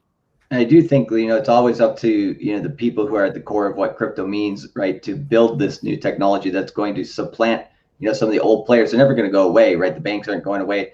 Finance isn't going away.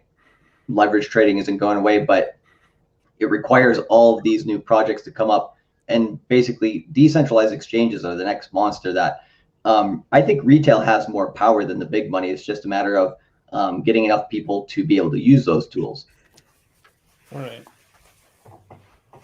I've spoken to a couple of exchanges, just local ones, and that the main reason why they say they can't list HEX is because of liquidity issues. Now, I don't understand the specifics outside of my circle of competency, but that's just the feedback that I got from a couple of exchanges in Australia that I've spoken to about, hey, you want to get HEX on there? Why not? They're putting all these other shit coins. Why can't you put HEX? Like, did you say because they can't get the liquidity? Something to do with liquidity. That was the excuse, yeah. But it's just an excuse. That's what I've always said. Like after the big payday, the liquidity from these exchanges are going to be coming from the community. So that's going to, or they're going to have to buy it off of Uniswap or something. Or I mean, they have like where you can go on there and trade it and build the liquidity for them. Some of these like KuCoins and stuff. I know that they have like trading like. The first day if you trade this much amount that you get an extra $100 or whatever. It seems to be like one way, but it's going to come from our community, because after the big payday, there's not going to really be that they're not going to be able to get the 500 million that's getting printed every day. They're not going to be in that little pool, and they're going to kind of they missed the boat after that, and they're going to have to buy it from us or off of Uniswap. And then what's going to happen to the price when they buy those big amounts? It's going to put up the price. Exactly. The inflation's essentially zero, because I mean, shit, Litecoin's here. Yeah, that's what I was. Did you just show up? Well, welcome to the show. No, you're a little late. Let me let's see. So anyway, what were you saying, Litecoin? Oh, he's texting me. Fuck I actually wanted to hear what you had to say. So I'm saying is like as soon as big payday is over, so you know how we have a 3.69 inflation rate, right?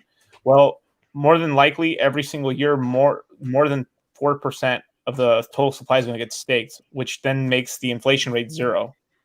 Well, and plus that inflation rate won't even be realized for years, because you won't actually see it, because people will be earning that are still staked for 10 years, or 15 years. So you're going to be earning. There's going to be people in that are earning that 3.69 inflation rate that are staked for 10 years, and you won't see it for whatever I said, 10, 15 years. Trust me, I think I think at the current stake rate, sorry, man, we keep talking over each other. I apologize. But I think at the current stake rate, the total coin supply that's staked right now of that 3.69%, you're only going to realize somewhere in the neighborhood of 2.5% as of right now. And as more gets staked up, you're going to actually realize less than that. So at the actual real inflation realized by the market until those stakes end, and they're years out down the road, you're going to be looking at probably closer. If we can get a 50% staking, I think you see less than a 1% actual inflation rate. True. I don't think we'll ever see 50 anymore. Yeah. And there's leakage as well. There's interest leakage from the expired stakes or the completed stakes. So if you go to another hex.win or another hex.com and look at the expired stakes, and then they start losing 1% after 2 weeks, that interest never gets realized. It never gets put into the supply. So you can never achieve a maximum of 3.69% interest per annum. So hey, you're RG3, right. I see it. Can you show up my screen to just do the shares? So this is everybody kind of has already seen the share rate, how the share rate climbs in the first year. So this is the first year of share rate. This is the big payday right after this is the estimates, obviously, everybody out that hasn't seen this. So this is the first year of the share rate. This is what we've seen. We're probably about right here. Oh no, we're before day 300. So we're about right here. So if this is so this is the first year, this is the first 2 years. So this is what's going to happen after the big payday.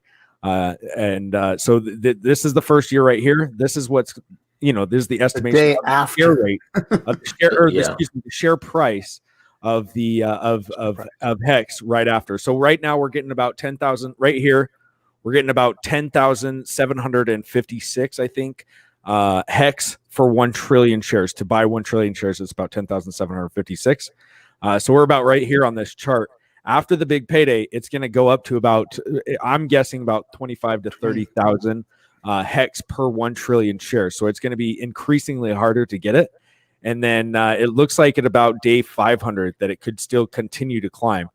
And this is for the first 2 years. And then if we go up to 10 years, you can just see that that's just a blip on the map of what it actually is going to do. That's so crazy. Right here in 2 years of what it will or not will. These are estimates, but according to the code, this is these are the estimations, and it's been moving exactly on the plane. Yeah. If you look up on hexinfo.io, you can go down to the share price, and it follows the line. You can actually it's almost perfect problem on there on Wolfram for yourself if you want to. Yeah.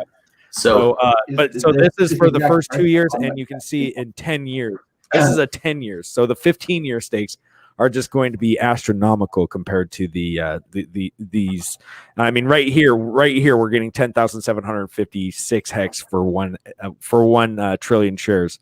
I can't even imagine what in 10 years it's going to look like for a trillion shares. To exercise your point a little bit there, Hexologist, we got.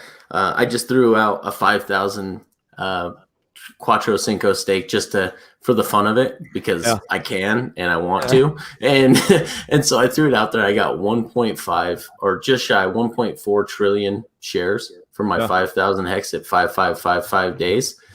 Now think about that. You're gonna have to stake like 150, maybe 150,000, possibly 150 million to get that same share rate 15 years from now, to get 1.5 trillion shares 15 years from now. And I got it with a 5,000 Hex stake. Yeah, it's going to be crazy. Yeah.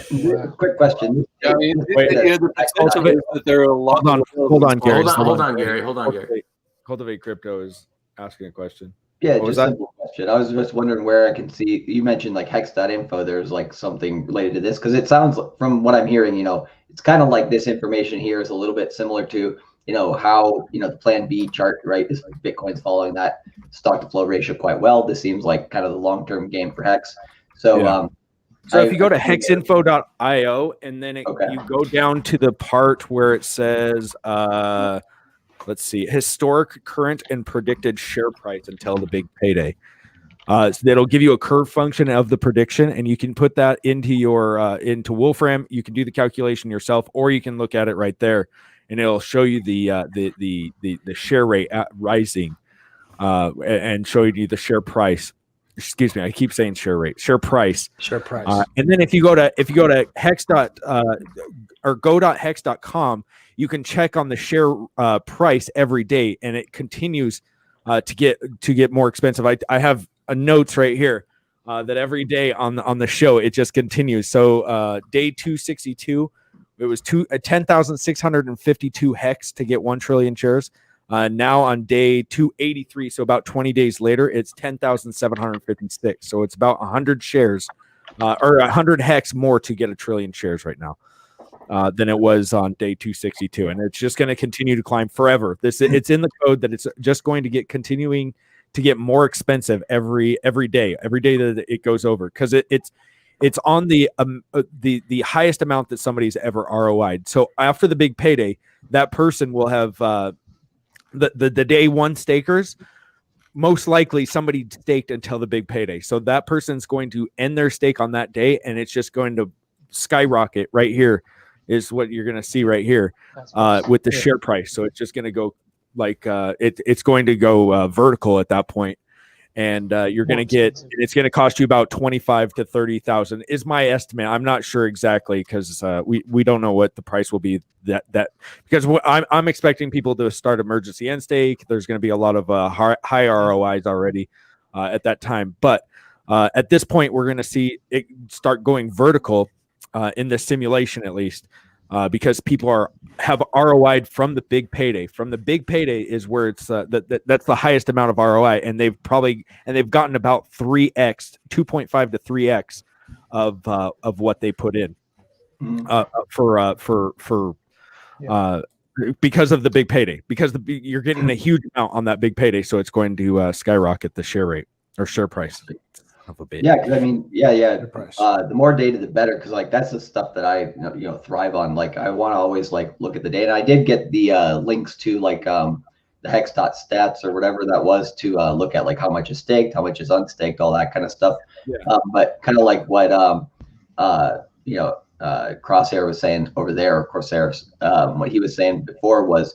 There's almost too much data to look at, especially, at the beginning. You kind of have to, I think with a lot of these types of projects, what you have to do is kind of look at it. You're like, okay, I get some of that. And then look at it again. Is that kind of rinse and repeat going back and forth? This thing took me so many months to just understand. I didn't understand this for probably the first month. Share price was like way over my head when I was just like, okay, yeah, sure. Me and RG3 were always having these like, you know what share price is, right?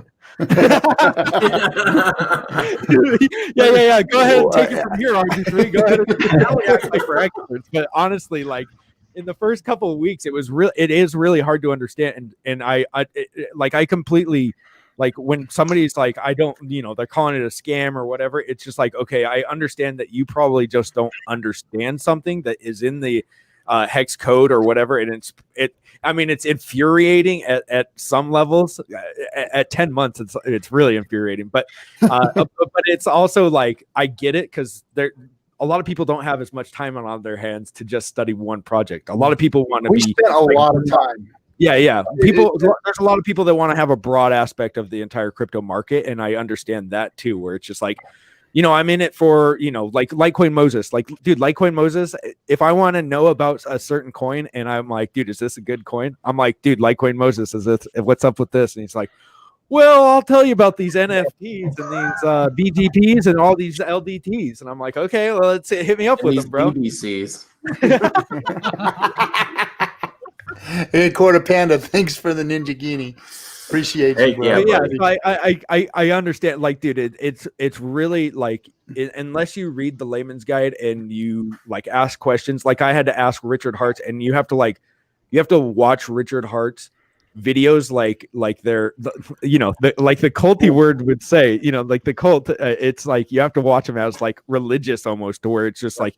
You listen to what he's saying and you're like, oh, okay, this is what he's actually saying about like the game theory about this, or like he put it in there in Hex because he did it because emergency end staking penalties or why the OA address has more Hex than everybody else, and it's because if anybody wants to start and fork off another project of Hex, well then they're going to have a huge bag holder that they're going to be playing against.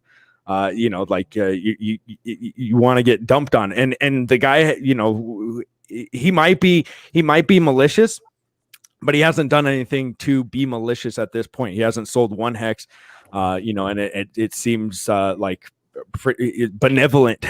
Somebody said benevolent, a benevolent holder. So we're like, until he starts doing that it would show some like, oh snap. But like he also has, or they.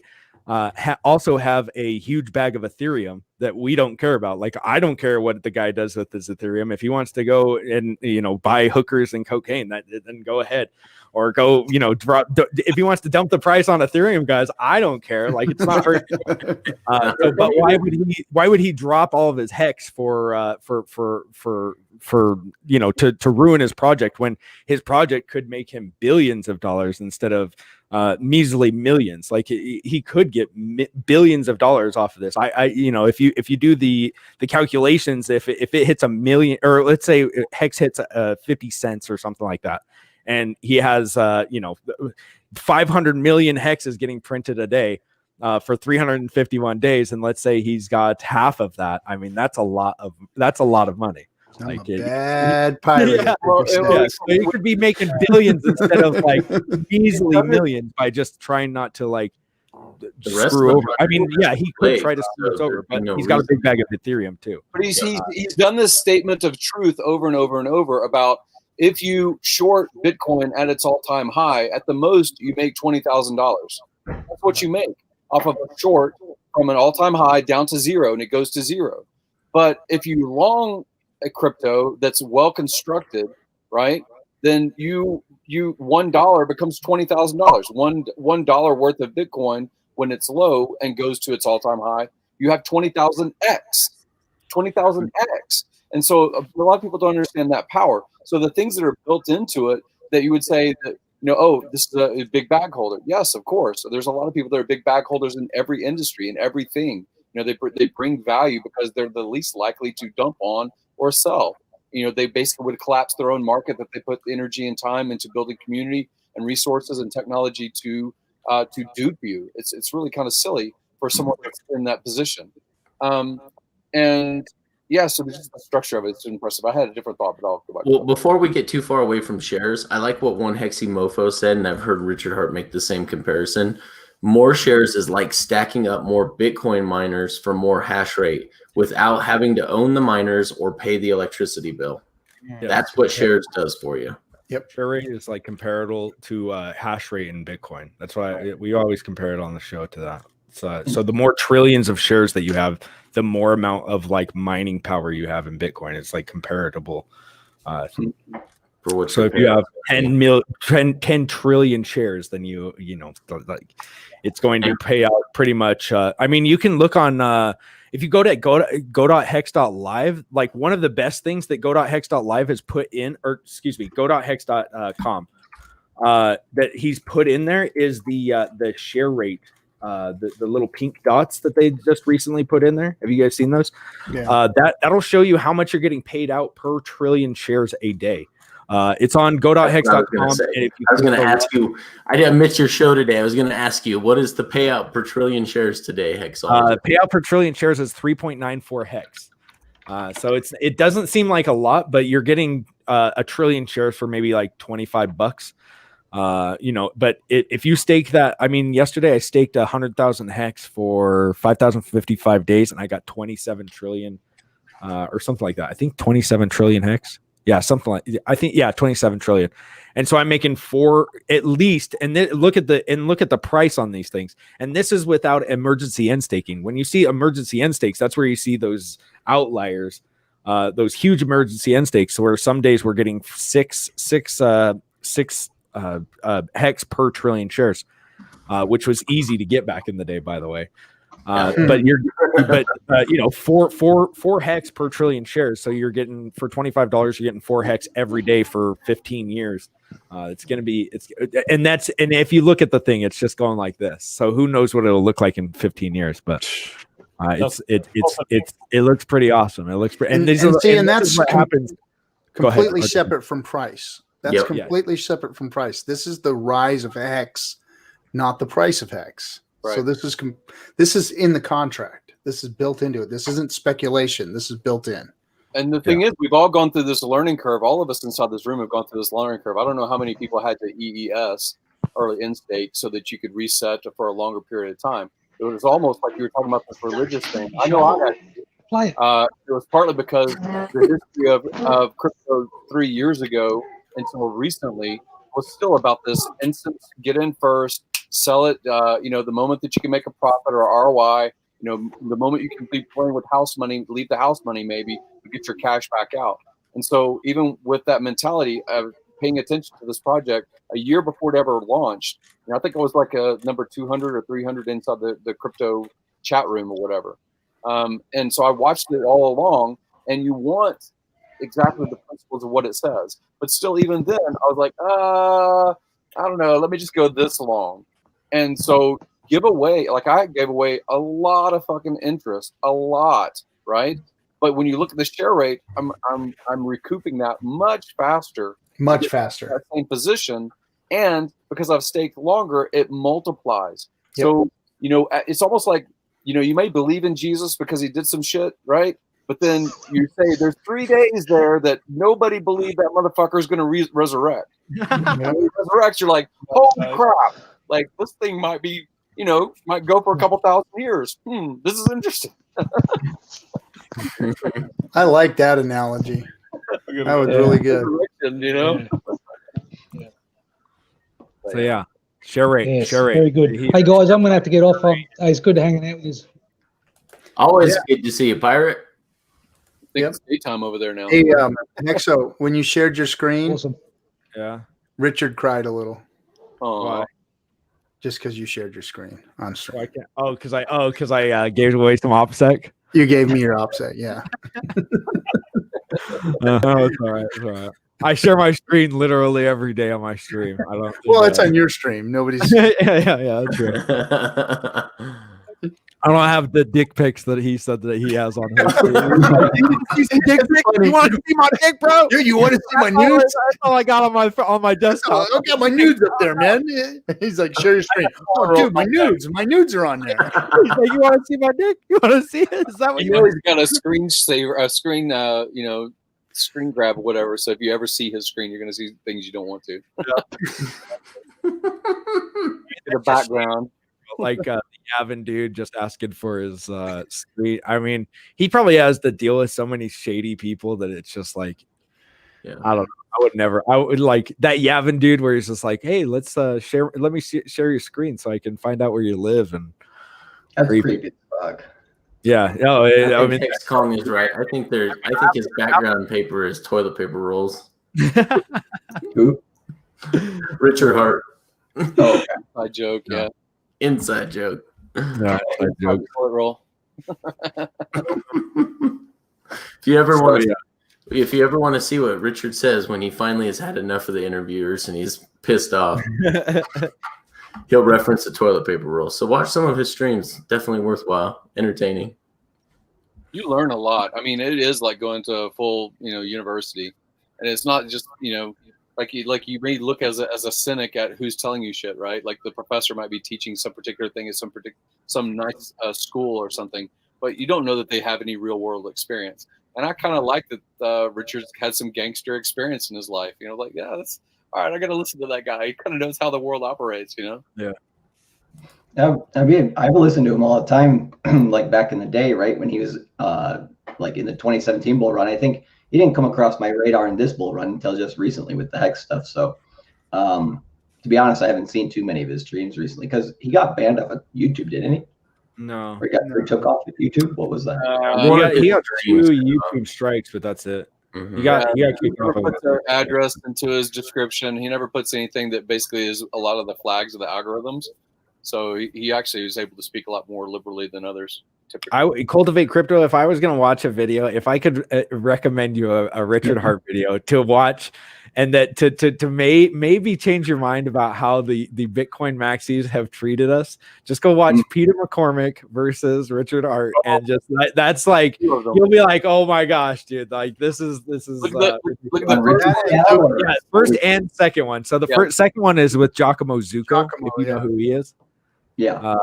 So yeah, I would watch the Peter McCormick one and then Giacomo Zucco, but Peter McCormick pops in on his stream like illegally, like he just pops in like and just randomly. Richard's just talking and then Giacomo just Peter McCormick just pops in and he just gets wrecked. I mean, it's like the epitome of most of the guys like telling how what we've had to deal with for the last 10 months, and it's just like, okay, this is I don't know. I've converted a couple of people, not converted, but I'm like, you want to watch a Richard Hart video? Here's a good one that, like, if you believe that Hex is a scam, these are the people that you're listening to, and no hate on anybody. I'm just saying, like, a lot of these maxis, like they can't, and I'm sure you've seen this, Cultivate, where they just don't understand anything but Bitcoin or what they're holding. And they refuse. It's very hard for them to like. But truly, Peter announces that he doesn't understand stuff. He says, "I don't understand anything. I'm not a technical person. I don't understand." He doesn't even understand Bitcoin. I want to influence everyone. I want to influence everyone, right? Because I don't understand shit. It's But yeah, he takes on sponsors that steal $300 million from people. Say it one more time. But Peter McCormick takes on sponsors that steal $300 million from people. I was like, who's really the scammer? You come in just baselessly throwing scam. My favorite thing is where he's like, "You're a scam, you're a scam." He says this about 15 times, and then he goes, "Well, you shouldn't be, Richard Hart, you shouldn't be scamming people, because I got this letter in my email just a couple of days ago how this guy is really having a hard time because he invested $2 million into Bitcoin and it's gone to, not to zero, but whatever it went down to. He bought up at the top and it's because he took my advice on buying Bitcoin and stuff." And he's like, "What do you have to say about that, Richard?" And he's like, "Well, dude, you're the scammer. You lost that guy money. Like, you are the scammer." And it was like a complete, like, you could see it. He's like, "I'm not a scammer. I'm not a scammer." It's just like, dude, like, you're the one losing people money. And this guy wants to, like, literally kill, like, he wants to, commit not living. Because it's just like, dude, what is, it's crazy. It's crazy. Because these guys, where do I find that video? Just Google, or not Google, YouTube. Just Peter McCormick, Richard Hart, and then the second one would be Giacomo, which is GIACCOMO.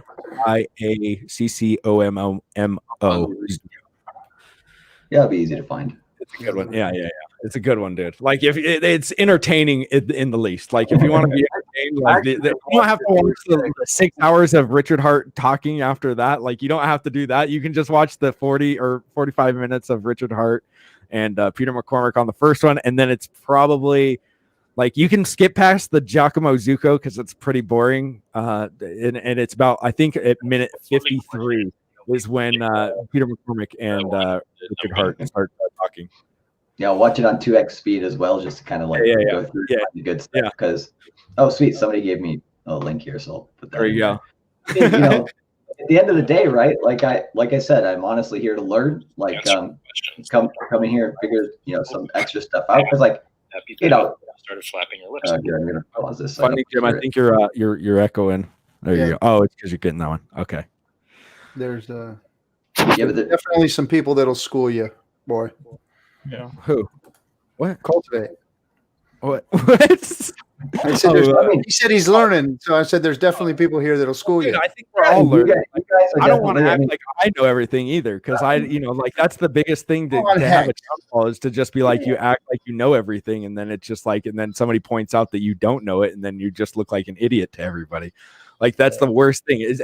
It's being an open mind, and I think Cultivate Crypto. I think that you have an open mind, and I think that you ultimately you're a cool dude. Cool. And that's what I was getting at the beginning, is that we all have more in common than we have unlike each other, because we have common interests. Yeah, of course, if you guys are going to be focusing on, deep on one coin, it's like, like you guys are the guys to go to find that information out. So it's, everybody has kind of in crypto, everybody kind of has like a different angle on the same information. So if you're all looking at the same project from the different angles, right, each person is going to kind of have something different to kind of share. And so definitely appreciated that throughout the stream today. That's why I've been listening, just because it's like, I've had my piece on some of the stuff I've said, but, also got to listen.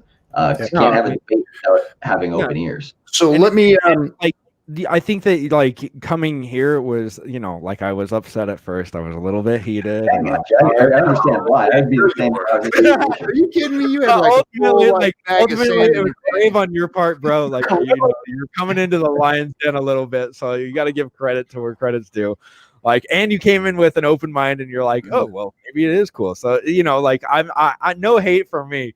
Like it's not. It was taking jabs. I understand. I can put myself in other people's shoes, and I can understand. If I was in your shoes, I'd be doing the exact same thing. So, hey, Quarter Panda, thanks for the 2 Ninja Guineas tonight. Appreciate you, bro. So, hey guys, I got to go into the chat room and give away Everyone, hold on for 1 second. I got to give away the 3 entries to the 1 million Hex Discourse Syndicate giveaway. So, all right, everybody, it's time for you to go ahead and make a chat entry so that I can. Everyone do one chat entry right now so that I can. I'm going to pick 3 winners. So, Giving away RG3. What's that? How much are you giving? Hex giveaway. We are giving away 1 million Hex. Damn. So when are you doing that? So what we're going to do is we're going to give away 1 million Hex when we hit 1,000 followers on Dlive. How many you got right now? 496. Yeah, close. Yeah, 496 now. So we started moving up. Now you do have to follow RG3_pirate on the Twitters. You have to subscribe to our YouTube channel, which is Discourse_Syndicate. Discourse Syndicate. And then we also have you follow us on Dlive. So follow Dlive, follow on Twitter, and subscribe to the YouTubes. Is that provided by Ski Cat? Is that a Ski Cat? And that is a Ski Cat Productions there. Yes. Ski Cat is the man. Ski Cat, I love that, man. I love that cat. I love that cat. I will adopt that little kitty anytime. That little kitty is our little kitty. Ski Cat's going to put me through college. I don't know who he is. I don't even want to go to college, but I'm going to have to sign up. Well, shoot, man, I'll go to college if he's sending me. But he's given the Discourse Syndicate community 1 million Hex. So we're going to do a first place prize of 700,000 Hex. A second place prize is going to be 200, and then a 100 for the third place. So we're going to give away 1 million Hex, and we're going to pick 3 every week or every stream until we fill up our wheel of death, which is going to be 100 positions, and then we're going to spin that wheel and pick 3 winners after we hit 1,000 followers. Are you going to do like a legit wheel, like a legit one? Yeah, you know the one the D-Lives all do? Huh? Have you seen the D-Livers do it? They all do one. All the D-Livers do like it. A legit one, like that you've got in your No. Oh, well, they got the one that you can actually do online. You put all the names. And then, yeah. A real one would have been cooler, man. You should really invest in one of those real ones. Fucking Hexo, god damn it. Like spin the wheel. Yeah. Dude, how many people would I might do that on myself. Hexo, why don't you, since you're our kind of our guest of honor, would you do me the favor and pick 3 people out of the chat room? Everyone's in there. Internet lurker, quit spamming. I'm gonna kick you out of there. God damn it. Internet lurker is a troll. Yeah, he's freaking spamming right now. Lurker, knock it off. I'm gonna reset if he keeps fucking around. So everybody, start all over. Internet lurker, knock it off. Wait, who's picking? Who's picking? You are. Oh, I am. Oh, snap. Oh, geez. Come on, get on it, bro. I'm gonna let you pick 3. I'm gonna do this like the legit way how I used to do it before I got banned off of YouTube for doing giveaways. Right here. Let's see. Into the Fire. Hey, Into the Fire actually won one of my I think he won. How much did you win? It was after Bunga lost, right? Yeah. So Bunga lost, and then Hex million Hex or something like that. He lost, and because he was threatening my life because I wouldn't give him the Hex. And then Into the Fire won. So did you pick one already or no? Yeah, Into the Fire. Okay, so he's number 1. All right, that's number 1. Quarter Panda threw a diamond out there. Is that a no, because it's a freaking big ol' ass thing. Pay to play. Quarter Panda, knock it off. Everybody just won. Well, Steph Staker is the second. Does he want an entry? Steph Staker. And then let's see. At least it'll go towards development if Steph wins it. And then Billy Boy Crypto. Yeah. Billy Boy Crypto. Nice. Billy Boy. Fire, Steph Staker, and Billy Boy Crypto. No, there you go. I think Billy Boy Crypto has a bromance with RG3 anyway, so that's good. It's a good call. Really? Yeah. Really? I think he's got some only eyes for you, buddy. That's good. I ain't discriminatory. Nothing. Oh man, I gotta take what I can get. All right.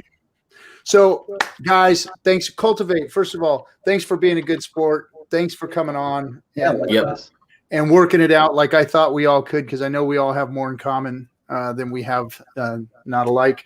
And then dollar cost, my boy, Litecoin.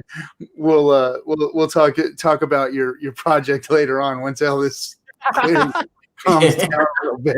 And we were going to talk about that today a little bit. Your project and what you're doing. Yeah, sorry, ruined the night. No, we had to clear the air. You guys got me. You got me here. You catfished me. And then of course, the Cutthroats. Thanks for coming on, guys. All you guys that came on, and of course the honorary guest here, the Hexologist. Thanks for coming on, bro. We always appreciate having you on here when we get you. Sorry, we had to freaking like coax you out and bait you to get you on here, but it was good having you. That's right. And I'm glad that I got to talk to Cultivate Crypto. It was we're buds now. We're buds. We hashed it out. We got a little digital bro hug going on. I don't really mind. It's whatever at this point. We're good, man. Right under the bridge. All right, guys. Well, thanks for hanging out. Discourse Syndicate's FN Hangout. We see you guys all on Monday. We don't know what we're bringing to you, but we're going to bring you something. That's for sure. Hey, open the chest. Oh, the chest. Let me open the chest. There's so much to do on Dlive. Just like people like freak out. It's like, oh, I forgot the freaking chest after I shut it down, and everybody. Happens to be 9 look at where do the lemons go? Where do the lemons go? Is what I always You are a scam. You're a scam. I know where those lemons are going, Hexo. 10 seconds here. Let's see where to go. I know every time I get ready to shut the stream down, and I look and I see like the last 10 chats are like the chest.